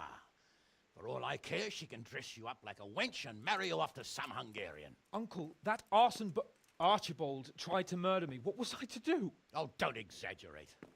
Well, I'm hardly surprised after you molested his girl and humiliated him. I was only... Oh, don't whine, for heaven's sake. It's about time you started taking some responsibility. I have a job for you. Maybe that will keep you out of mischief. Sir Milota of Oleshna has turned up here. Do you know him? Isn't he Sir Bernard's cousin? He is. He came here with a remnant of his retinue to seek refuge. He's seriously wounded. What happened to him, sir? His fortress Oleshna was attacked by one Wulfrin of Camburg. Milota pursued him almost as far as Neuhof and engaged with him. Unfortunately, the skirmish didn't end well for Milota. Wulfrin of Camburg, that name is familiar. He's kin to the Oleshna lords, too, a cousin of Bernard's and Milota's. Their family affairs are a little complicated. None of my business, of course. I just wish they'd found somewhere else to thrash out their differences. What do you want us to do, sir? Go and see Bernard in the courtyard. He got a report that Wulfrin pillaged some other farms around Neuhof, and he's putting a squad together to ride against him. Mind your step, though. It's a family affair, after all.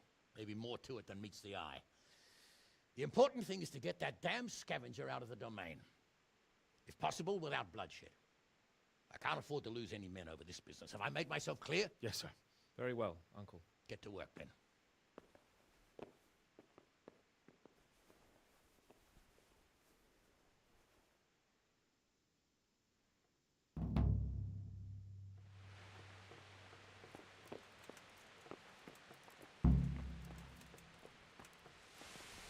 Good gracious, it's... Sir Hans, I heard something about a tourney in Rathide. Yes, Hanush has decided to revive the tourney at the Upper Castle. It's only a bit of entertainment for commoners. A few fellows on foot bashing each other with various weapons. Oh, you don't seem like your usual cheerful self, sir. Anything wrong? Yes, blast it. Hanush was on my back about what I'd do all day, so I told him I was busy dealing with very important knightly matters. I said I was training my future page in combat, initiating him into the art of swordsmanship and other battle skills. I didn't know you had a page. Well, that's just the thing. I don't. It was just something I made up on the spot to get him off my back. And it seems I was a bit too convincing. Now, Uncle wants my imaginary page to demonstrate what he's learnt in the tourney. I can see how that could be a bit awkward. That's putting it mildly. The old man is like a dog with a bone. He'll never let go. Unless... Yes, now I think of it. I'll tell Hanush I was training you. All you have to do is enter the tourney, batter the fuck out of all the other peasants, and everyone will be happy. Except for the losers, of course. Well, I suppose I can handle a few fellas one at a time. All right then. Of course you can. That's the spirit. You have to put up some coin to enter, though. Naturally, I'll pay for that, so you don't go around calling me a pinch purse. Go and see the tournament master. You'll find him somewhere around the upper castle courtyard. He'll explain everything and sign you up. Run along now. And don't let me down, Henry. Remember, you have to demonstrate you've been trained by a master. Your wish is my command. Excellent. Afterwards, we'll drink to your glorious deeds. So, what do you think about this? Old Hanush is right about one thing. It's time to stop chasing wenches and start chasing bandits. It'll be a bit of excitement for a change. Excitement? I don't know, Sir Hans. Men will die. Don't be such a wench, Henry. What kind of a life would a knight have if he never crossed swords with a foe? What would he talk about at banquets, eh? Fortunately, I'm not a knight. Don't worry, everything will be all right. We'll ride there, hack those bastards to pieces, and celebrate with a good drink in the evening. But Sir Hanush said we should get them out of the fiefdom without bloodshed if we can. And how else do you suppose we can do that? With diplomacy? You can't parley with criminals. That would just damage Uncle's reputation. Every lowlife would think he could rob him without fear of reprisal. Enough talk. Let's mount up. Goodbye.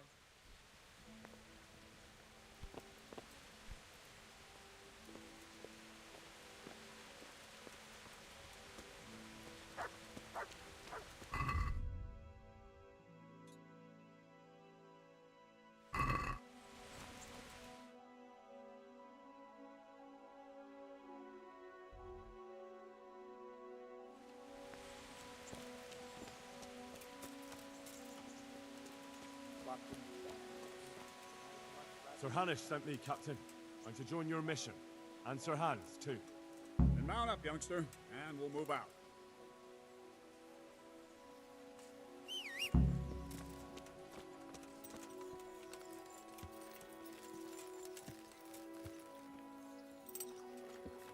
Lord Capon, when we get there, I'd like you to hold back. You can forget about that, Lord. I'm not going on an outing. Hanush sent me to handle this matter, and handle it I will.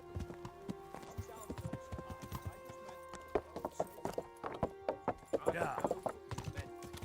Forget it. Very well, Your Grace. Listen, Bernard, about this robber. I heard some rumors. About his being a relative of mine in the Lotus? Something like that. We have the same great-grandfather, Urban, Baron of Oleshna. Wolfen belongs to a distant branch of my family, which, well, let's just say they bring no honor to our name. But I heard Wolfen of Camberg was hanged somewhere in Silesia after plundering the bishop's estates. I heard the same, only, well, I'm sure you've heard what they say about the Camberg branch of my family. That they're cursed. Now, Bernard, don't you think I'm a little old for fairy tales? Think what you like, but I heard it from my grandfather, and he never paid attention to old wives' tales. I meant no offense, Captain. Well, tell me all about it then. After all, there's no smoke without fire, and I never heard about the Camberg clan from a member of the family. Very well. At home, we always spoke in whispers about our Camberg relatives. When Wolfen's father, Wilhelm, came to visit, I'm almost ashamed to say it. You can rely on my discretion, Captain. Carry on. Well, the servants were so afraid of him that they went and hid in the barn. Father had them whipped. Even then, they wouldn't go near Wilhelm. They were afraid he cursed them, and I couldn't blame them. Why's that? Uncle Wilhelm's face was so badly disfigured, folk would cross themselves when they saw him.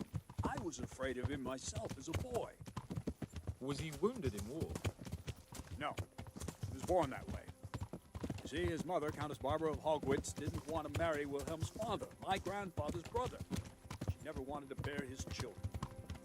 So, she fell pregnant. Yes, she to get rid of the child. She ended up having quintuplets.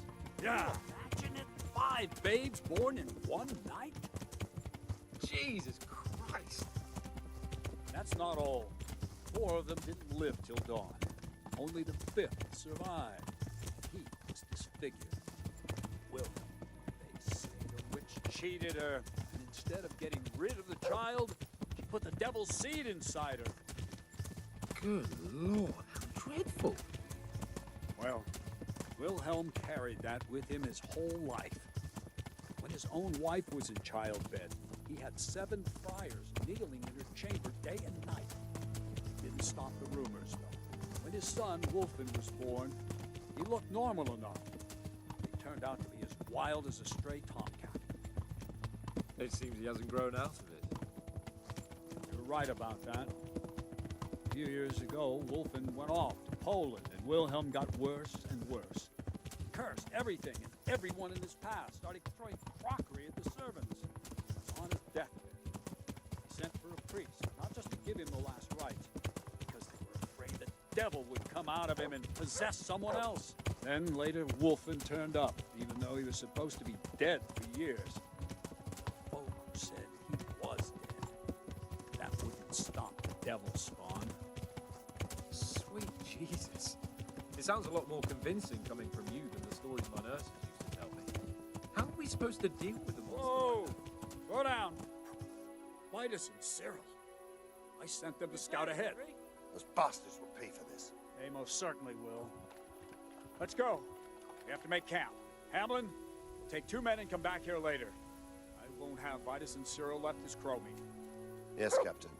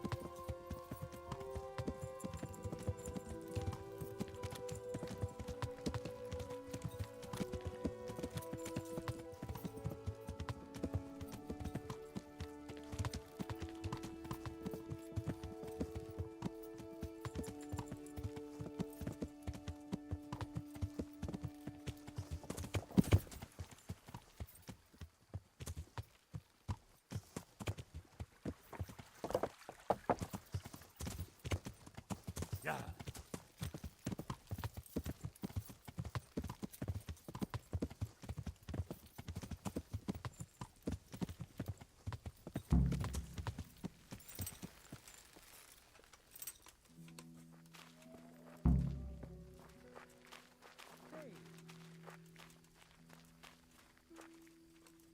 God be with you.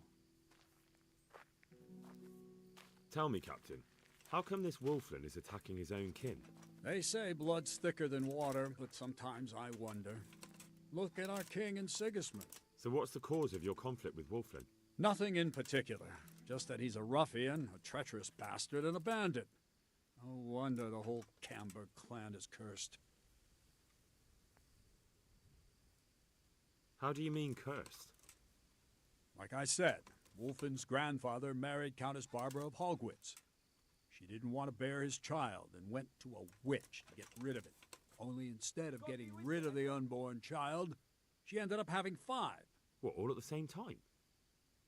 All in one night. But only one of them lived till morning. The youngest, Wilhelm. And his face was disfigured. They say the witch deceived the Countess, and it was Satan himself who impregnated her. And you believe that story? Depends how you look at it. Wilhelm wasn't a bad man while he was in his right mind, but he was terrifying to look at. I still get shivers down my spine when I think of him. As for Wolfen, word came that he died in Silesia. Then, one day, he appeared from nowhere. There are folk who say death has no power over him. What do we do now? First, we have to find out where those Horsons are holed up. According to the reports, they raided a few farms around here. So someone should go to those places and find out what they can. You should do it, Henry. My men would probably just startle them. Isn't it dangerous? About as dangerous as sitting here in the camp. Yeah, I suppose you're right, sir. Where are the farms they raided? One is uphill from Neuhof, right by the woods. One here above the woods by the crossroads, directly north from our camp. Good luck, then.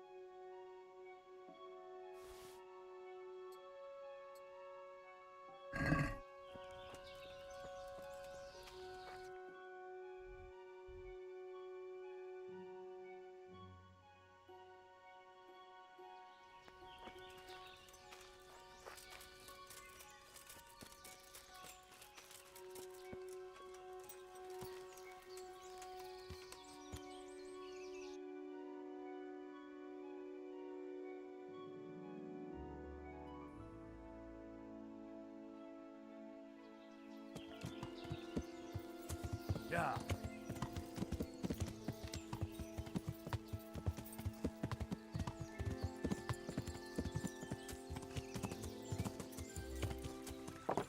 Yeah.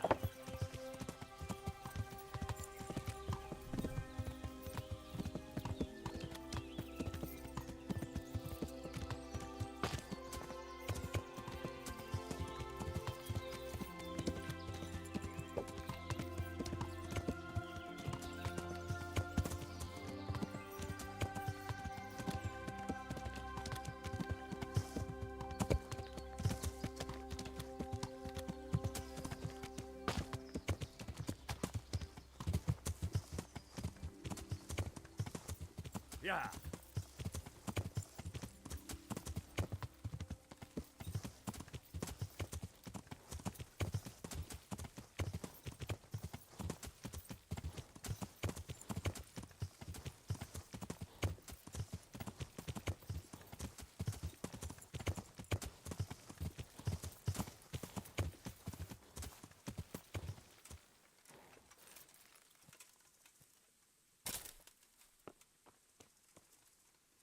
Good health to you.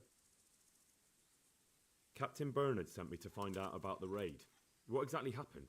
Those filthy cutthroats beat my husband black and blue, then stole all our food stores and vanished, the poxy bastards. Poor Lumiere, he didn't want to let them get away with it, so he chased them as far as the woods. But they cut him down, and now I'm afraid he'll not live to see the light of day. Is there something I can do to help? With your husband, I mean. I fear only God Almighty can help him now. Although, there is one thing you could do. I have to keep changing Lumiere's bandages, but I'm running out of clean linen, and I don't want to leave him alone here. I'll see what I've got.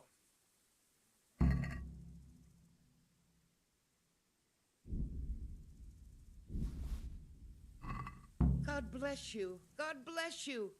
Thank you. I'm grateful.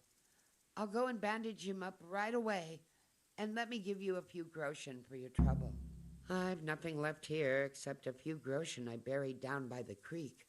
Luckily, those bastards never found them. I'll be glad to reward you. Keep it. You need it more than I. They took everything you had. Not everything, because you saved my dear husband. Take it. I insist. Very well then. Thank you. Captain Bernard sent... Those filthy poor Lumiere. Did you see which way they went? Along the track here, straight into the woods. My old man gave chase and fought with them by the old hunter's shelter. He slashed one of them with his sickle. He bled like a stuck pig, the bastard. You think he might have been bleeding enough to leave a trail? Maybe. Who knows? I just hope he's in hell where he belongs, the poxy bastard. What were they like? Swine and lousy curs, that's what they were like. That's not what I meant. No, sorry. They weren't your ordinary footpads. They were well dressed, and they talked of some lord called Wolflin. I thought as much. Thanks. I'll be going. Go. Go and give those bastards a taste of their own medicine, the murdering beast. God be with you.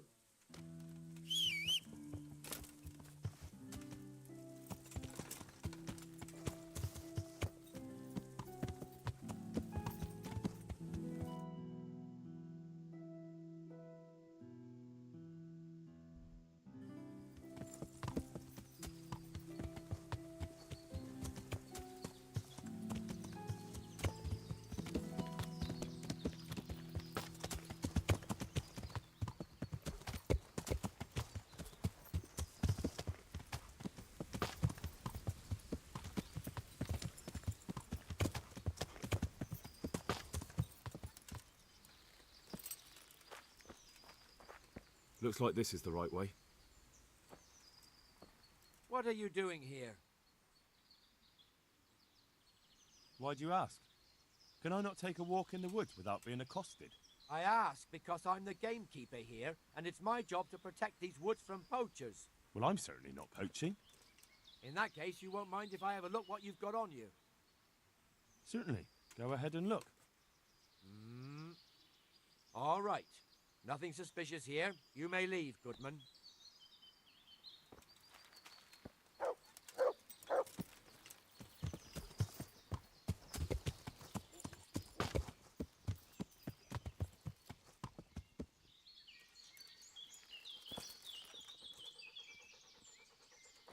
That looks like blood. That looks like blood.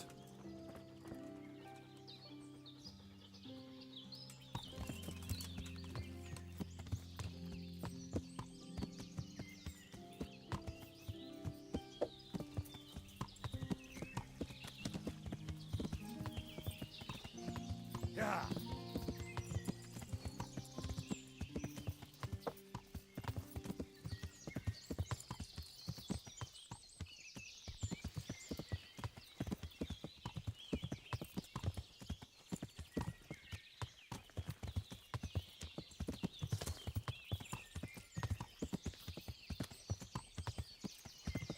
like I found it. I better get back and report to Captain Bernard. What have we got here? Entertainment? Yeah.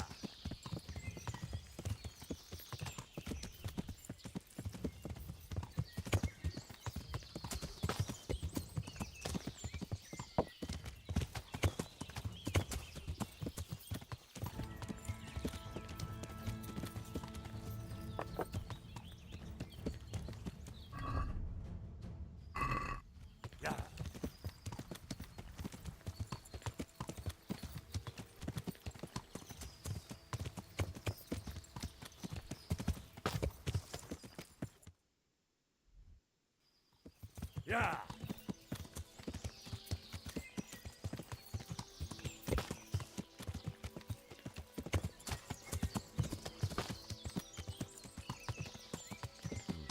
I should turn back before Sir Radzig starts thinking I ran off.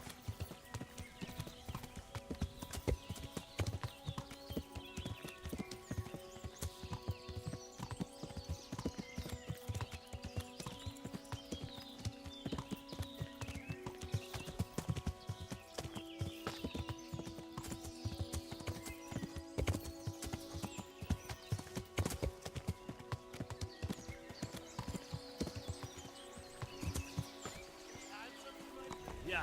Just when I wanted to bend my Yeah. Is that the best you can do?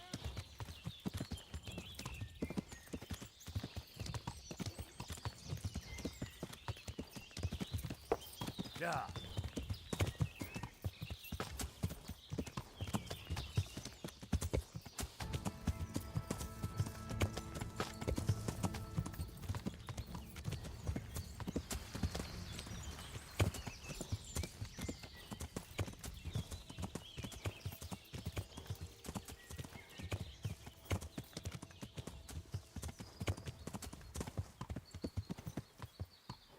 Yeah.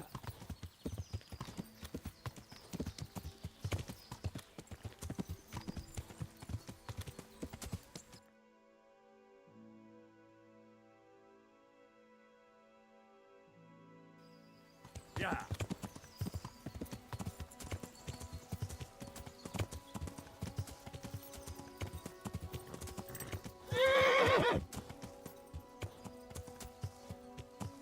Yeah.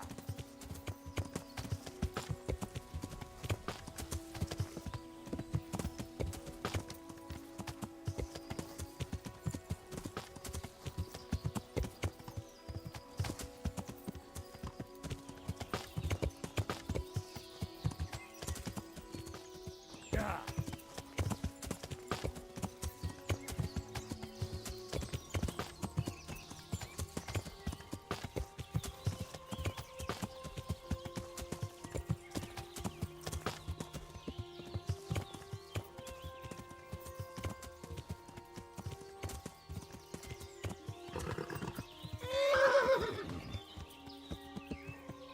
Yeah.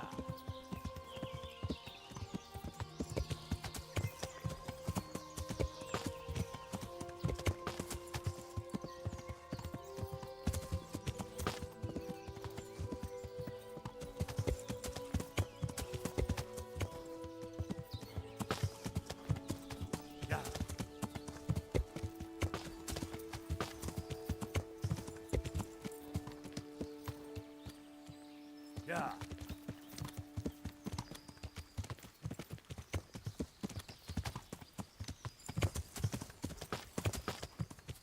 Yeah.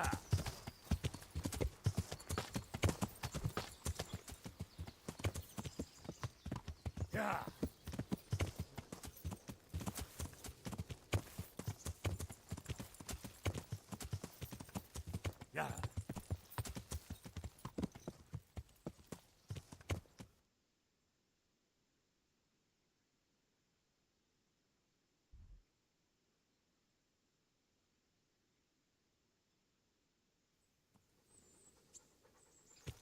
Yeah.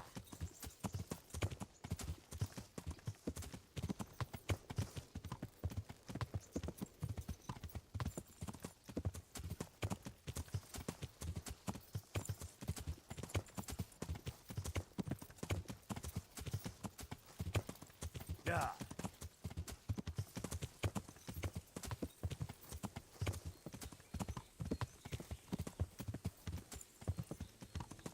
Yeah.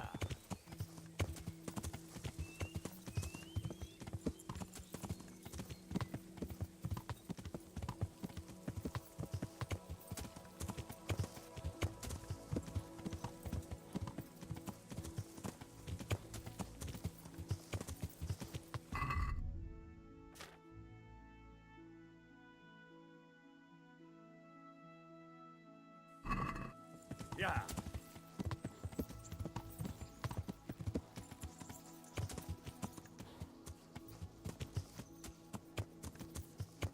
Yeah.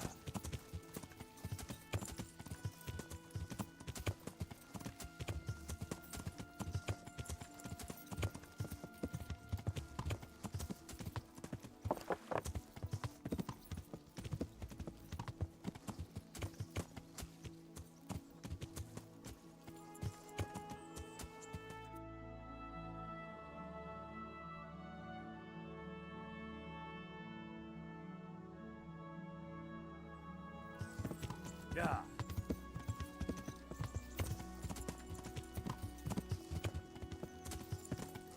Yeah.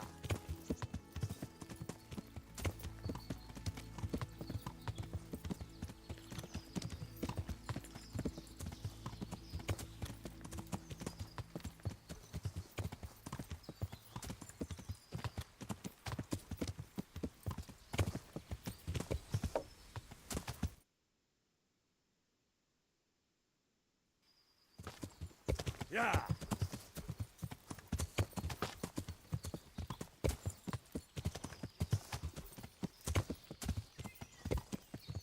Yeah.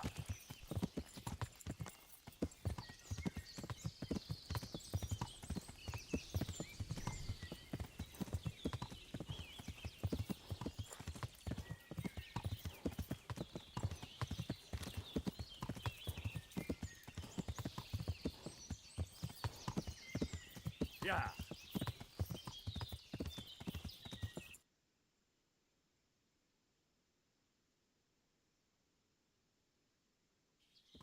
Yeah.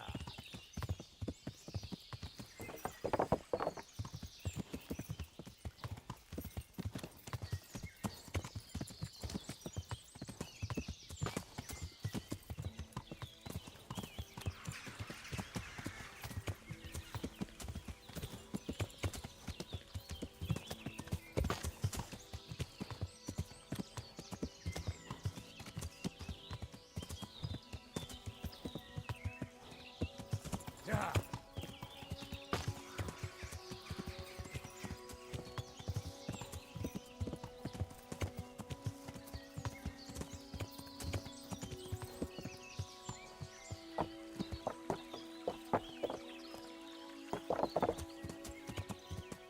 Yeah.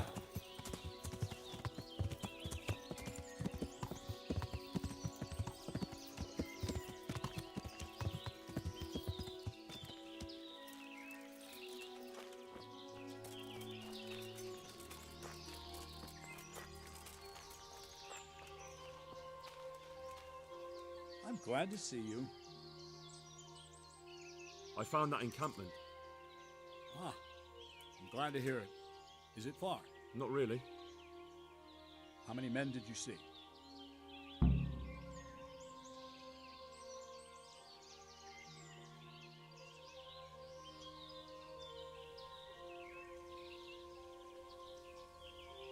About 15.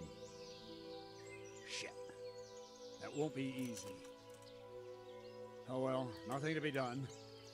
Wolfen of Camberg must hang from the ramparts in Ratai.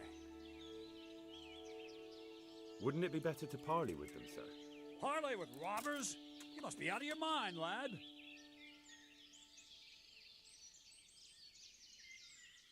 I gave Sir Hanush my word I'd look out for his men, and I intend to keep it. So it's my duty to advise a parley. You're going to advise me? You're not seeing straight, Captain. No wonder, since Wolfland's your kin. Please, just grant me one thing. Let me go and parley. I'll find out more, and maybe we can settle everything without losing any men. You want to parley? Listen, Henry, You can't rely on Wolfland to act honorably. There's every chance you won't come back. Don't worry. I know it's a risky business, but have you got anyone better for the job? No, I'm sorry to say I haven't. And Wolfland's a conceited bastard. If he knows you come from me, he'll receive you just for a chance to tell me to go to hell. I'll give you a livery with my coat of arms, so it's clear you're my messenger. And you'll have to go unarmed. Thank you, Captain. I'll do my best. I hope so. And try and come back in one piece. I don't want to explain to Sir Radzig why I sent his favorite into a robber baron's camp unarmed. God be with you.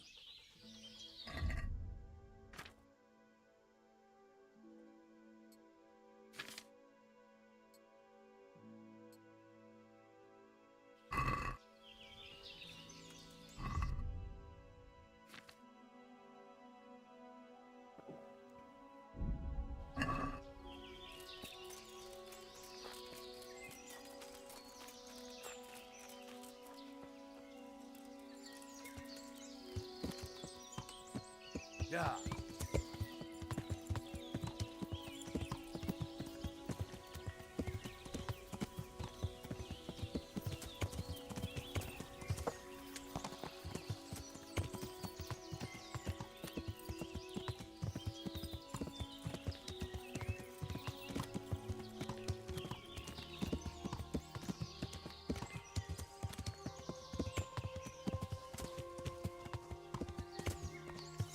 Yeah.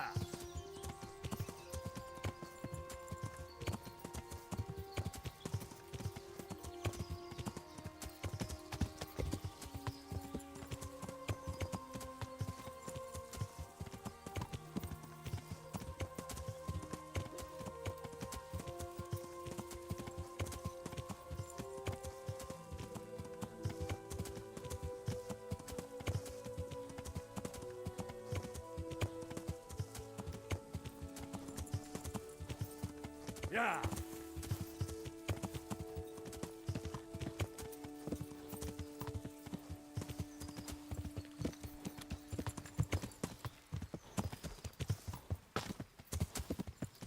Yeah.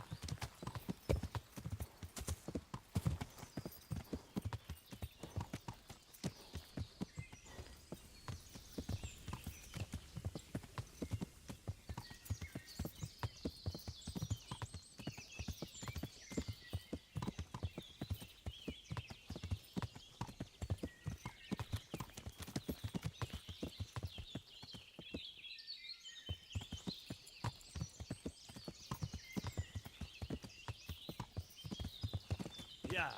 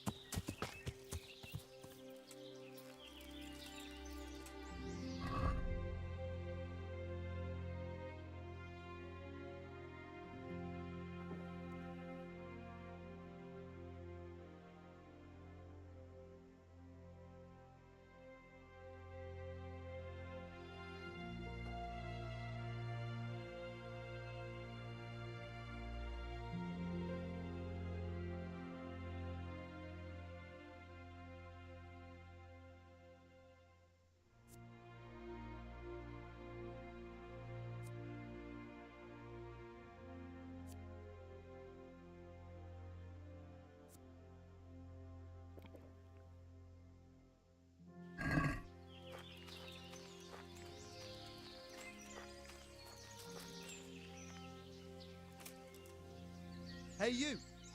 What do you want? I'm Captain Bernard's envoy. I'm here to parley. Why should I trust you? I'm unarmed. What harm can I do? That's true. You are wearing Sir Bernard's colours. I suppose I should take you to Sir Wolfling. But if you try any tricks, you'll regret it. Understood? You have my word.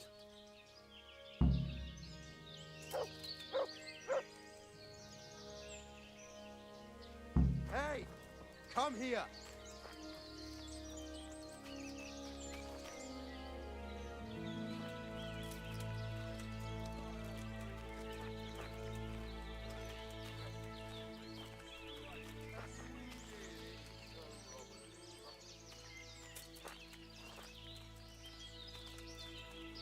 Rivers of blood and a bloody flood.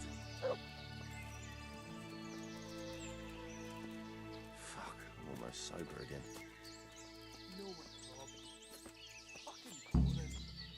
Who do we have here? What's your name, boy? Henry. I'm a messenger from... I know. From my beloved cousin, Sir Bernard of Aleshna. So, what exactly is your message?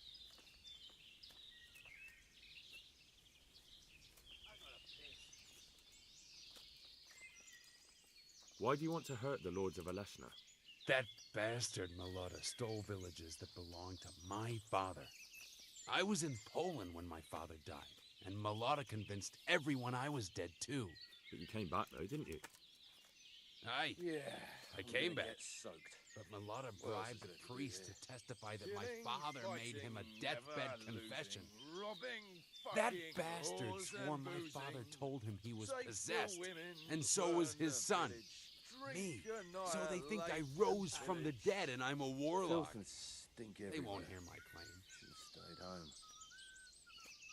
That's unfortunate. But surely the courts of the king wouldn't believe a story like that. Maybe not. But the king's in captivity, and none of the nobles have time for courts. No one will hear my case, and by the time this turmoil is over, everyone will have forgotten about me. Shitty day. I need a good scrap to cheer me up. Oh, I'm so tired. Yeah. We offer you safe conduct out of this domain if you leave everything you stole from Zahanish's subjects. That's a very generous offer. But tell me, why should I accept? What a shitty day. Because you don't know what you're up against. Don't I? Zahanish has a guest in Ratai. The royal hetman, Sir Radzig Kobyla. I'm sure you've heard of him. Of course. What of him? Sir Radzig's gathering forces in Ratai to march against the king's enemies. So I'm sure you understand that your family quarrel, or rather your way of settling it, is quite a nuisance to him. Say no more. I heard Radzig was driven out of Skalitz, but I didn't know he was in Ratai. So you'll leave? I wouldn't want to go up against an old friend. You know each other? Indeed we do. Give him my regards, won't you? And when he marches against Sigismund by the grace of God, tell him to send word to me in Camberg. I'd hate to miss it. And now go back and tell that Oleshna Viper that we're moving out. But don't let him think he's frightened us off. It's out of respect for Sir Radzig. I'll tell him. You're doing the right thing. Run along, then.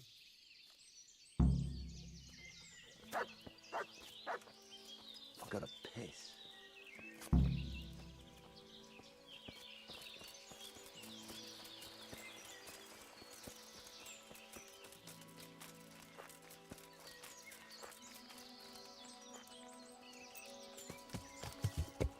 Yeah.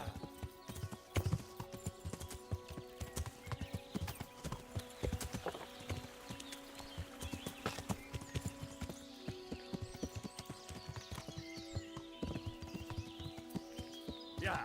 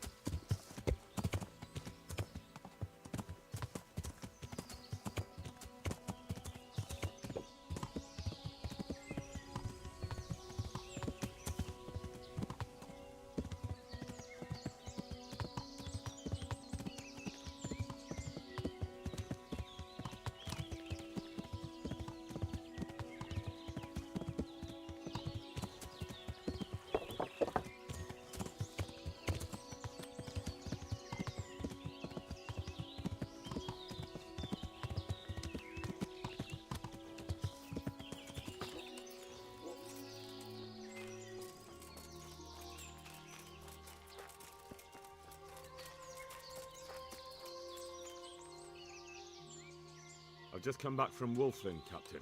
And in one piece, I see. That's something at least, but I doubt you achieved anything. I talked them into moving out. They even left the loot they plundered. I don't know about letting them go like that. They'll be hungry. All you've truly done is send them on to rob our neighbors. We can't be blamed for that. They're the ones robbing and killing. That's true. Anyway, I'll warn the neighboring lords that those bandits are on the loose. Ride to Ratai and report to Sir Hunt. Yes, sir. See you later.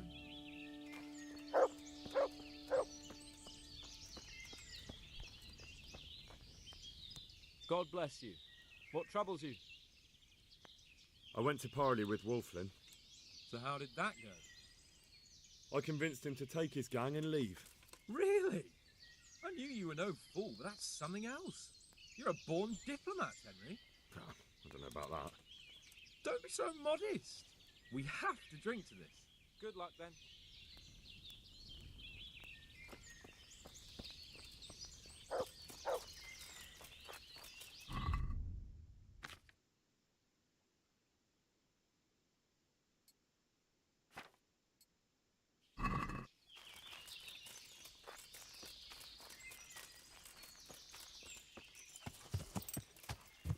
Yeah.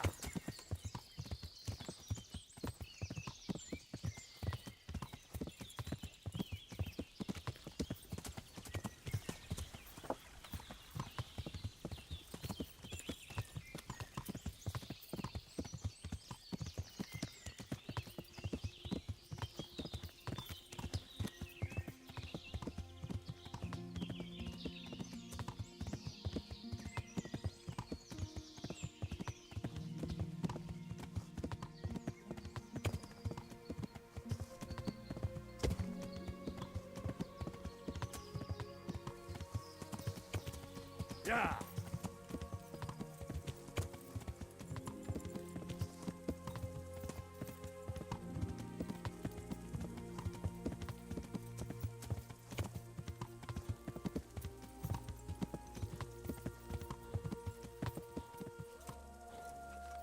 Help me, somebody.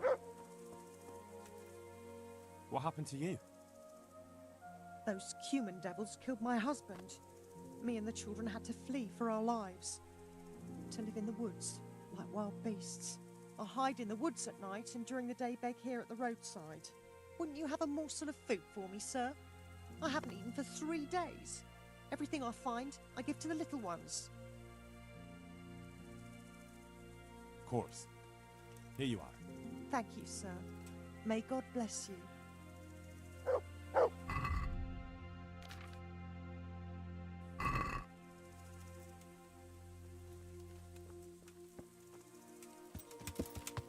Yeah.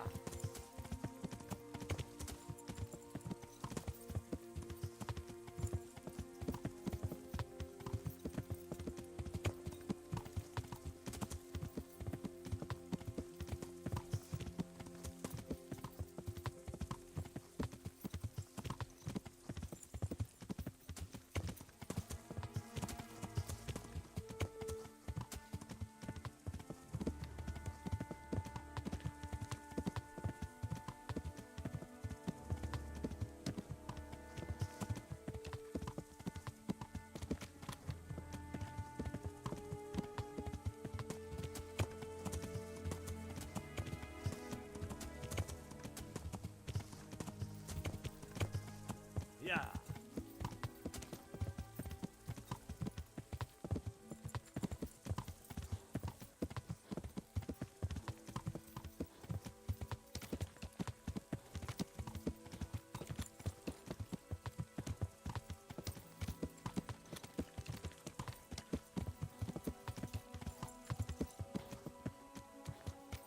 Yeah.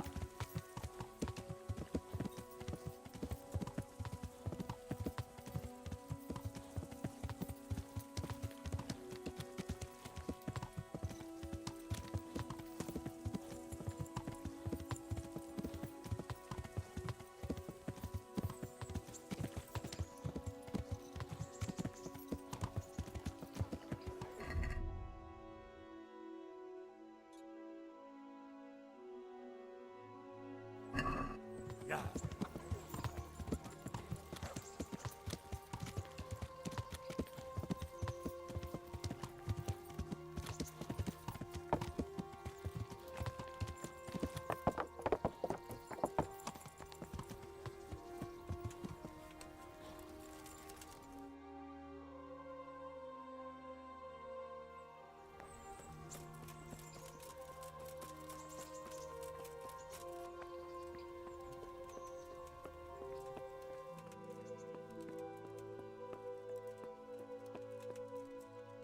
Greetings. What business have you? I have news from the camp, Sir Hanish. Speak. I persuaded Captain Bernard to let me parley with Wolflin. Bernard agreed. I'm surprised. So was I. I promised Wolflin safe conduct out of your territory on condition he leave all the loot behind. Well, at least we cut our losses. Although Bernard will have a thing or two to say about how I lost face for a few groschen. Well, at least you lost no men, sir, and that's worth something. True enough, lad. No doubt Wolflin will come to a bad end anyway. I must say, Henry, after all that's happened recently, I'm glad something finally turned out well. So am I, sir. And I think you deserve to be rewarded for your efforts. Thank you, sir. Good luck, then.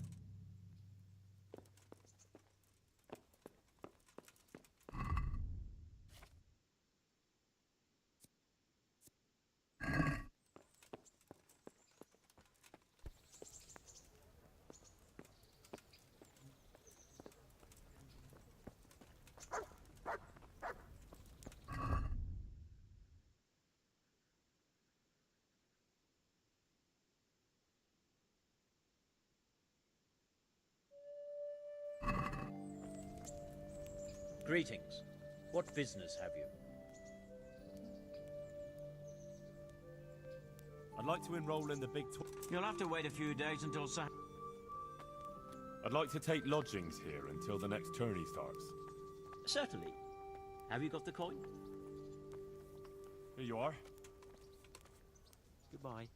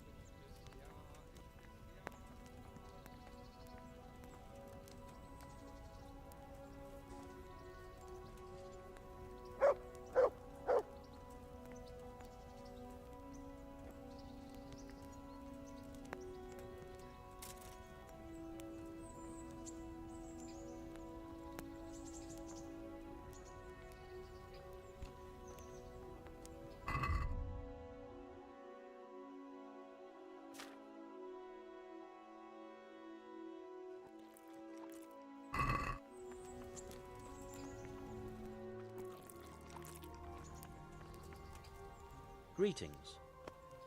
I'd like to enroll in the big... All right. Of course.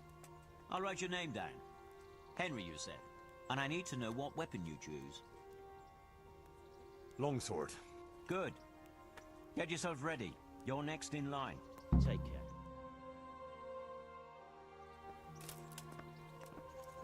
Entering the arena now will be Henry of Skalitz from the company of Sir Radzik Kubla, who will measure his skills against Alder Fryer, a man-at-arms from Sir Divish of Townburg's garrison. Welcome, our warriors!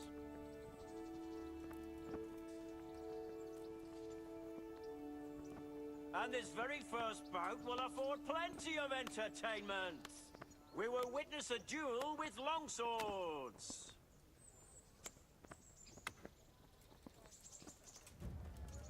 Ow!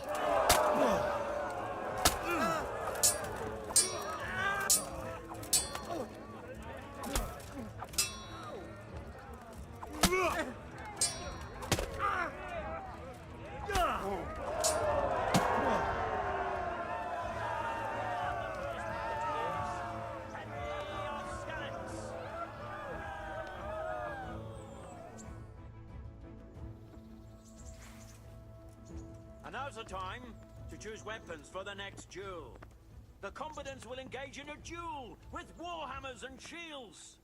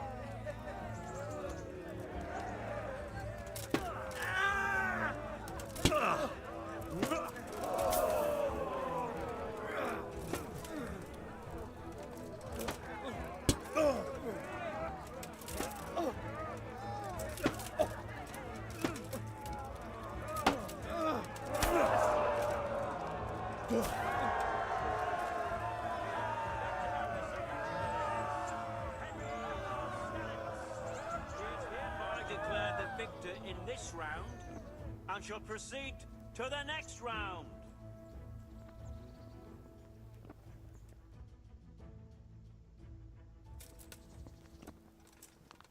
The first combatant will be Calder o' the Tar, Catchpole of the Rat-Eye Bailiff. And his adversary will be Henry of Skalitz from the company of Sir Radzik Kubla. Welcome, our warriors!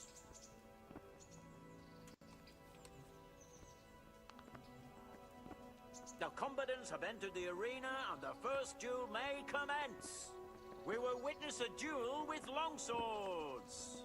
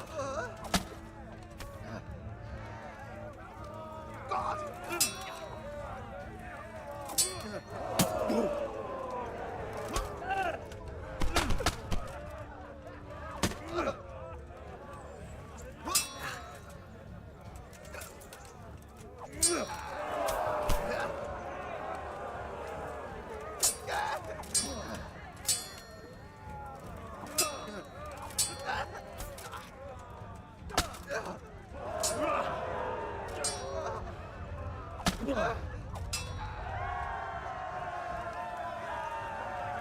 emerges victorious from the first round is Henry of Skalitz.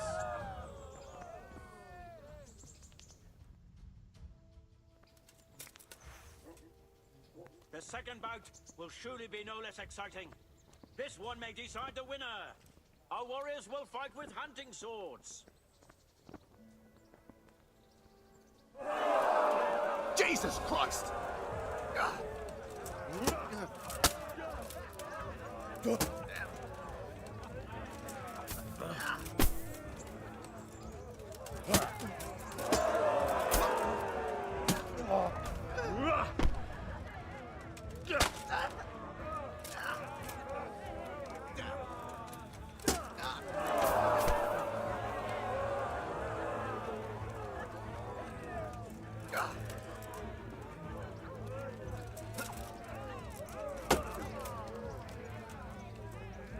Go ahead and gather your strength.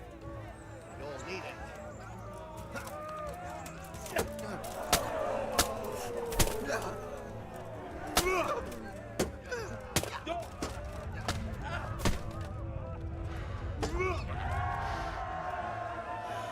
the second duel was won by Henry of Skalitz. Having proved his combat skills in this round and emerged victorious, he shall proceed to the next round of the Ratai Tourney.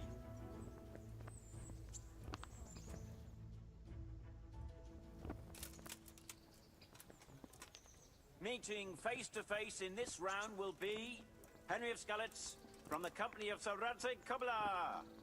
And his adversary will be Bowman Richard from the garrison of Sir Divish of Tamburg. Welcome, our warriors!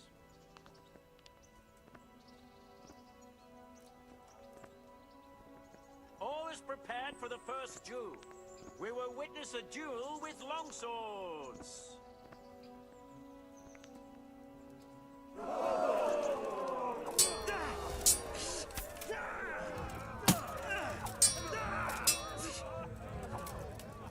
Shit!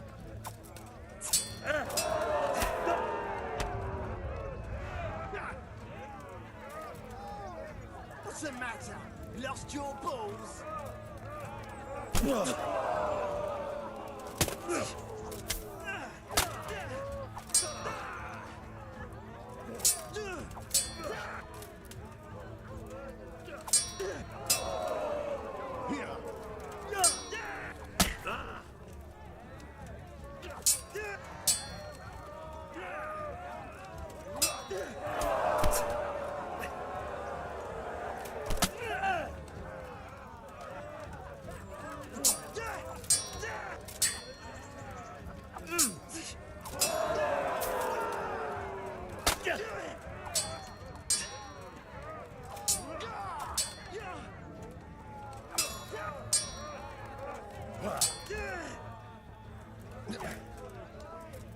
Missed.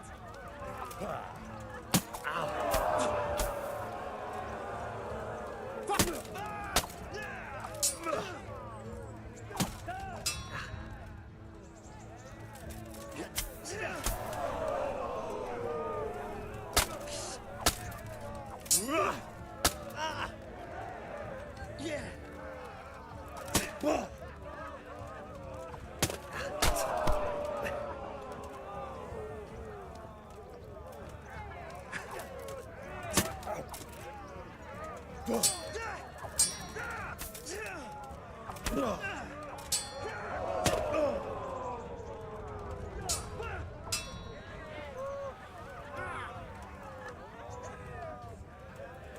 What's up? Shit yourself?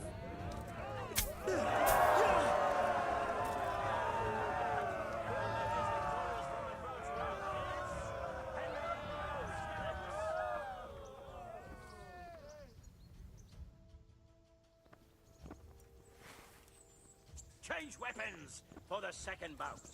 Prepare to watch a fierce fight with axes and shields.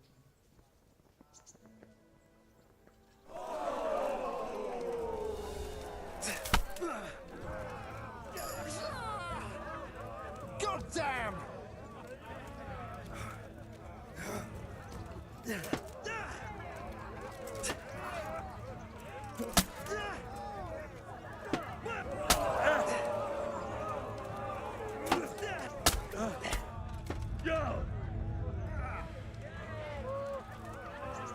Had enough?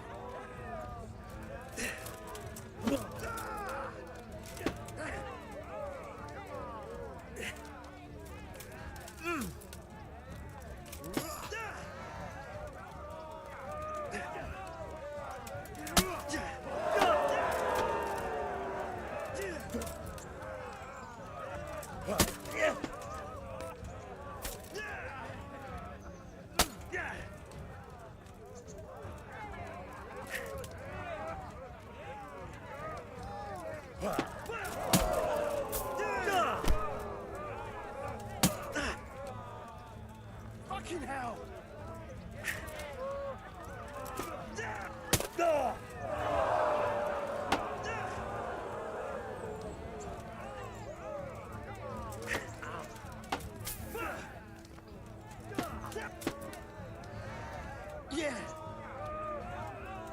Lost your wind?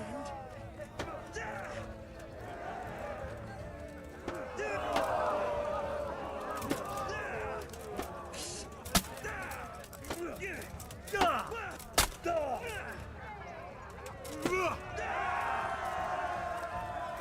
have a victor in the second duel.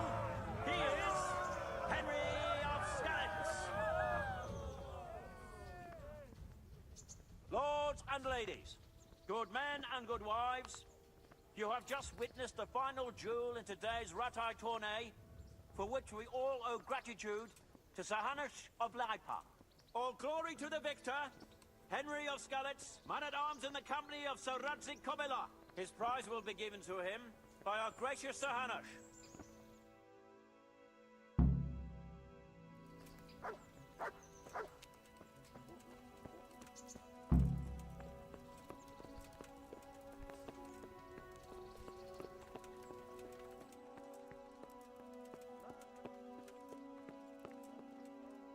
You did it in the end, Henry. No doubt you're well. I certainly am, my lord. God be with you.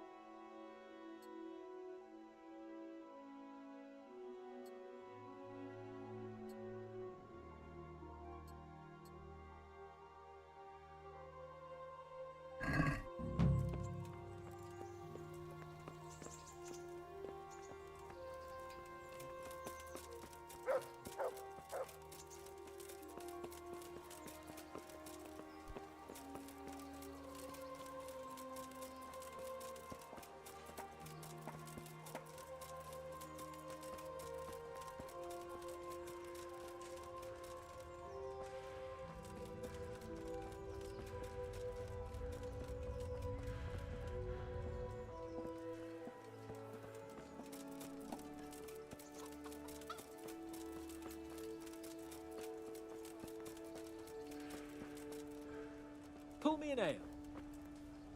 Sir, I won the tourney. I know! You beat them all black and blue! You're a true warrior, Henry. Really. Even I was amazed at your performance. And thank you, you saved me from Uncle's legendary wrath. Here, I have something for you. I had it made just for you. It's no more than a hero like you deserves. It's very kind of you, sir. Thanks.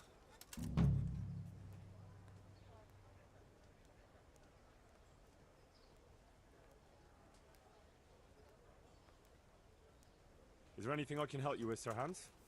Ah, Henry, the very man I wanted. There is something you can do for me. You see? I'm in love. Ah, there's a new wench at the bathhouse, is there? Watch it, Henry. This is the love of my life we're talking about, not some wench. The face of an angel, breasts like silk pillows to dream on, and good strong hips. A regular Helen of Troy. Troy? Isn't that near Prague? I don't know anyone from there. Never mind, blockhead. What I'm saying is, she's a fine filly, and you can help me win her. Sounds like fun. I'm all ears. You, Hal, shall be my messenger of love. You shall bear her a letter and a gift from a secret admirer. Why me? It's not like you to be bashful, Sir Hans. You can just go and tell her, Certainly not.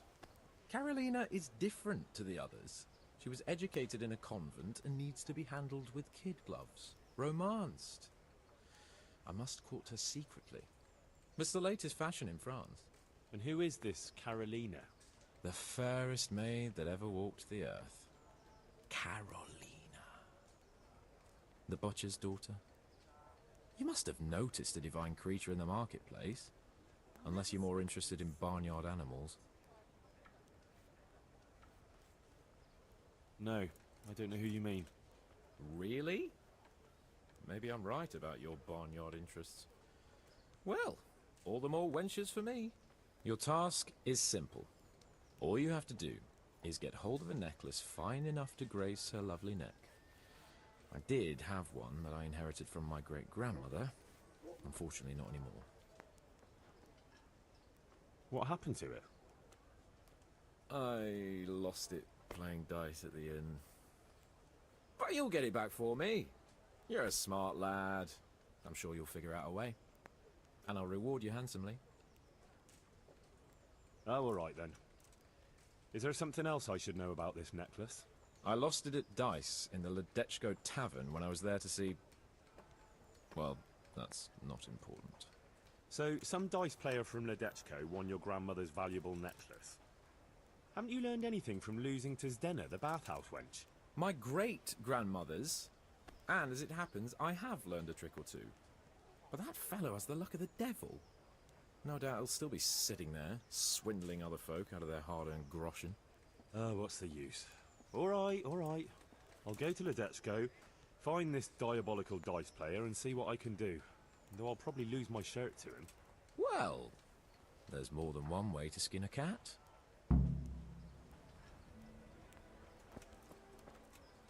God watch over you.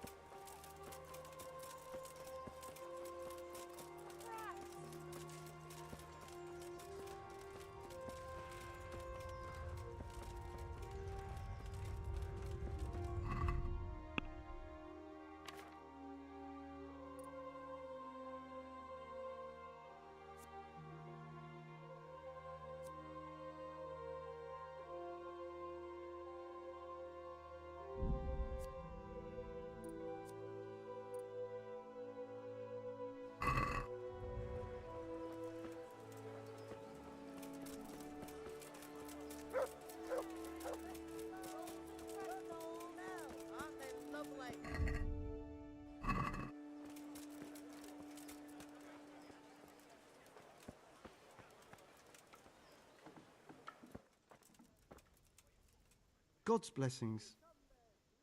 See you later.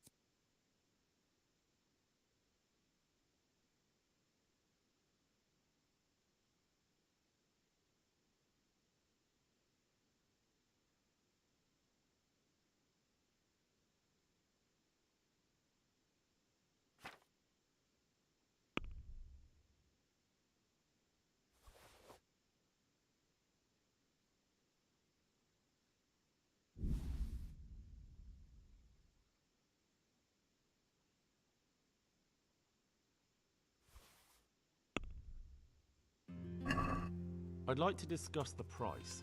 Well,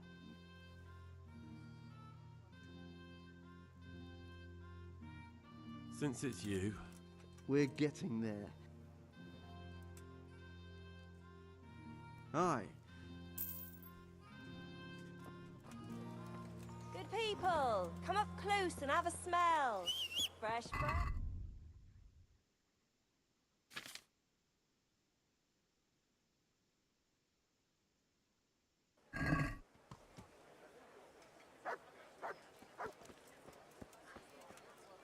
To me.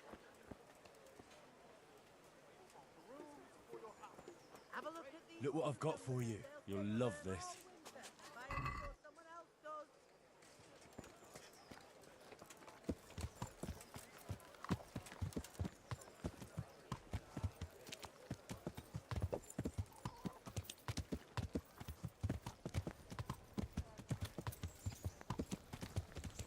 Yeah.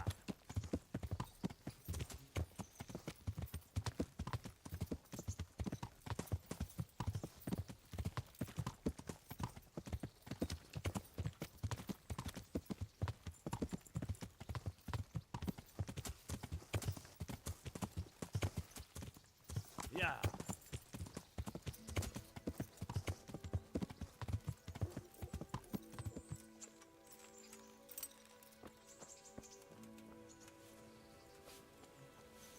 Hey, good day.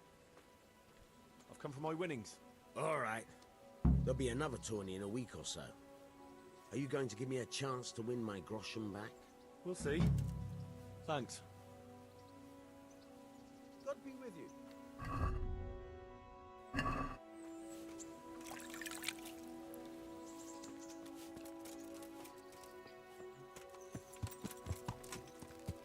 Yeah.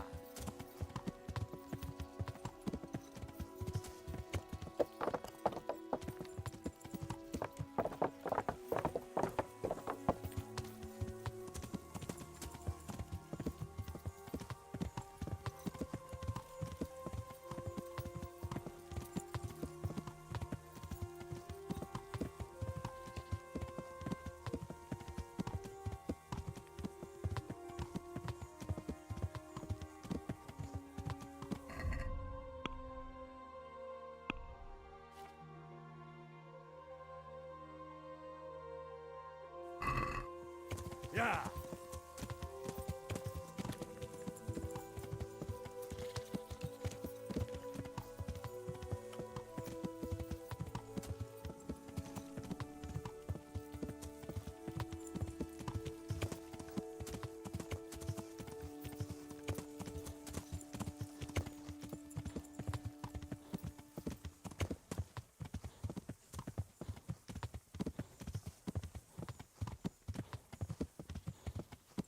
Yeah.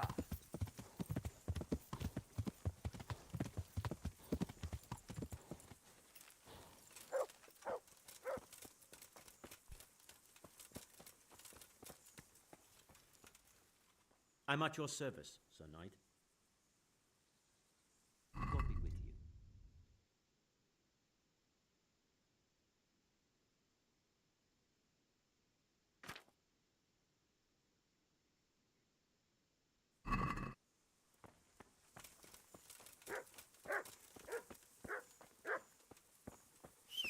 I'm getting desperate now. Why is that, for the love of God? You know what my old man is like. Nothing ever good. Yeah.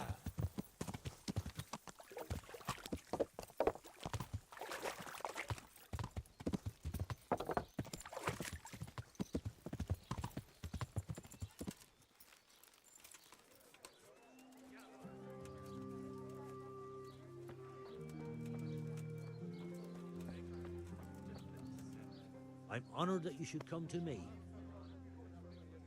Are you the one who played dice with Lord Capon? Played and won, lad. Fine noble he may be, but he can no more throw dice than I can read Latin. I can't disagree with you there. But look here, have you still got that piece of jewellery you won from him? No, I don't. Some noble rode through here and we had a game or two. Only them dice kept falling his way.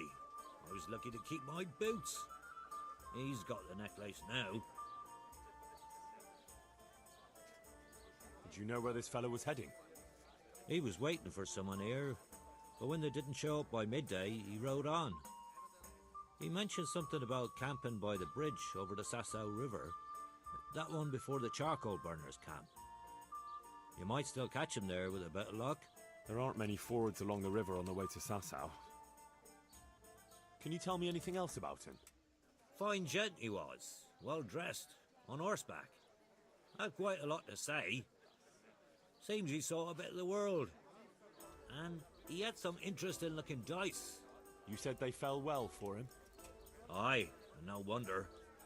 Fine dice they was, made special, all shiny and whatnot. That's all I need to know. Very well.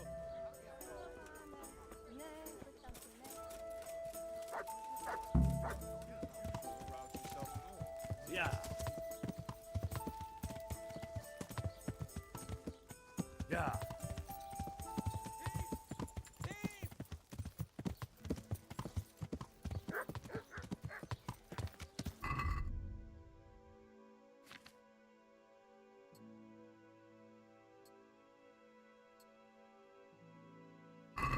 Yeah.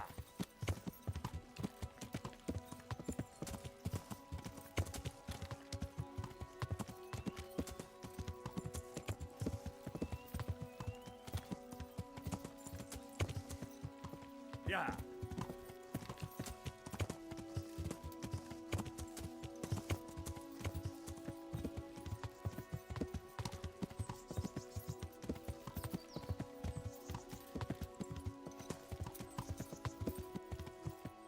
Yeah.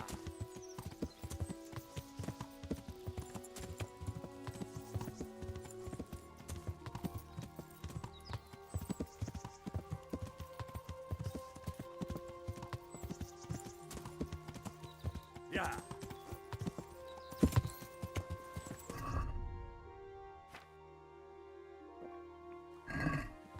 Yeah.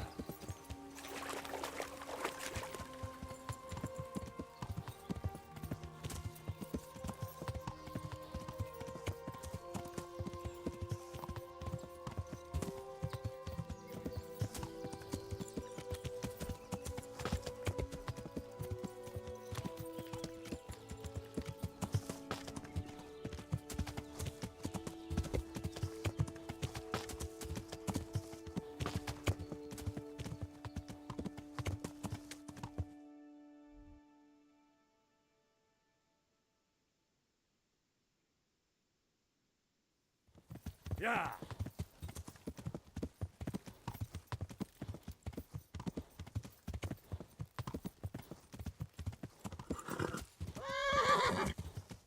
Yeah.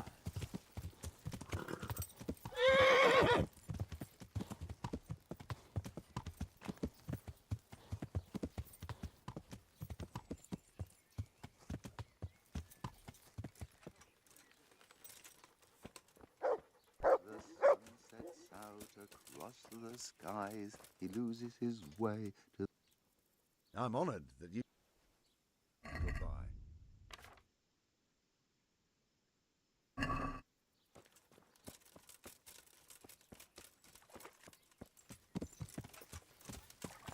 Yeah.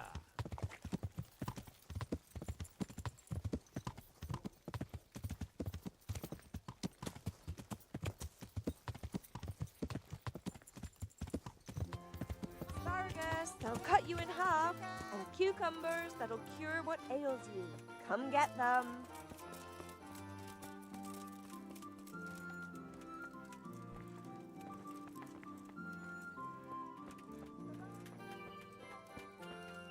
God save.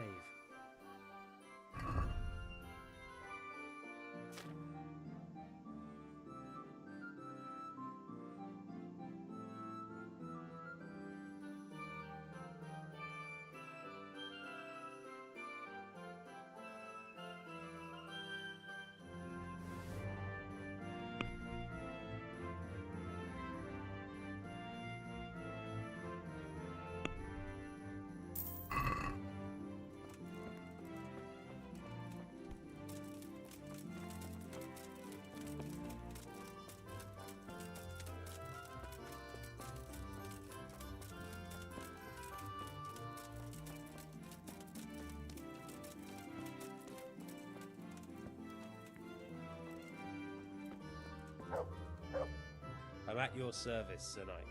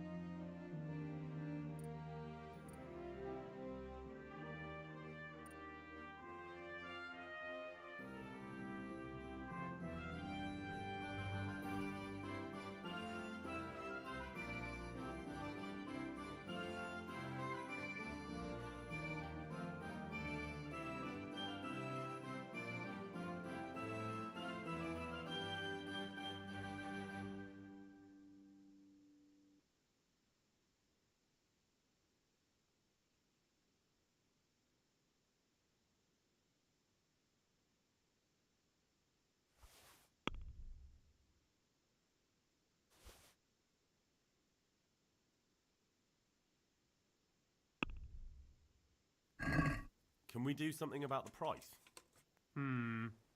Alright, so...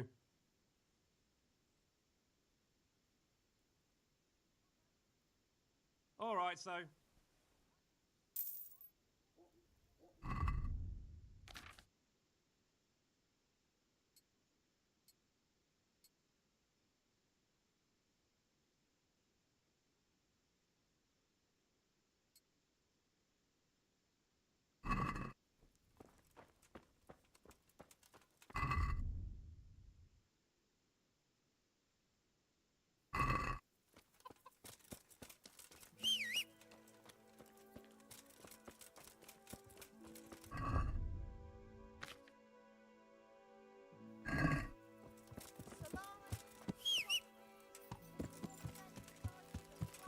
Yeah. Garlic, onions, mushrooms, and asparagus.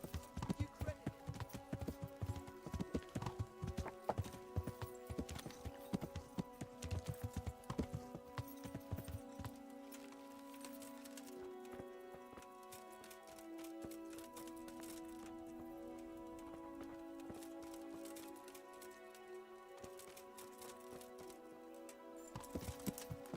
Yeah.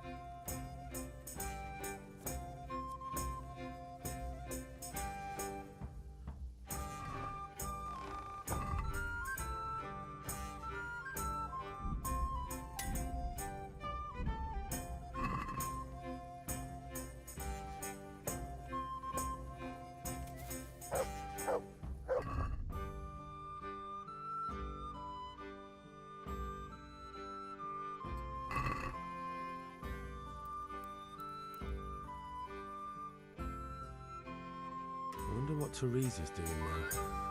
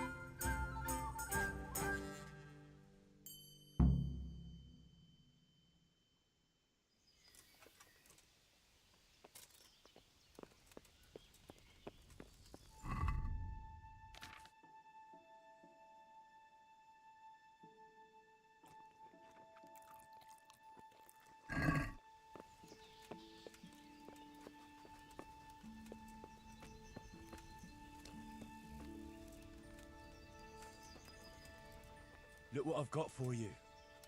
You'll love this.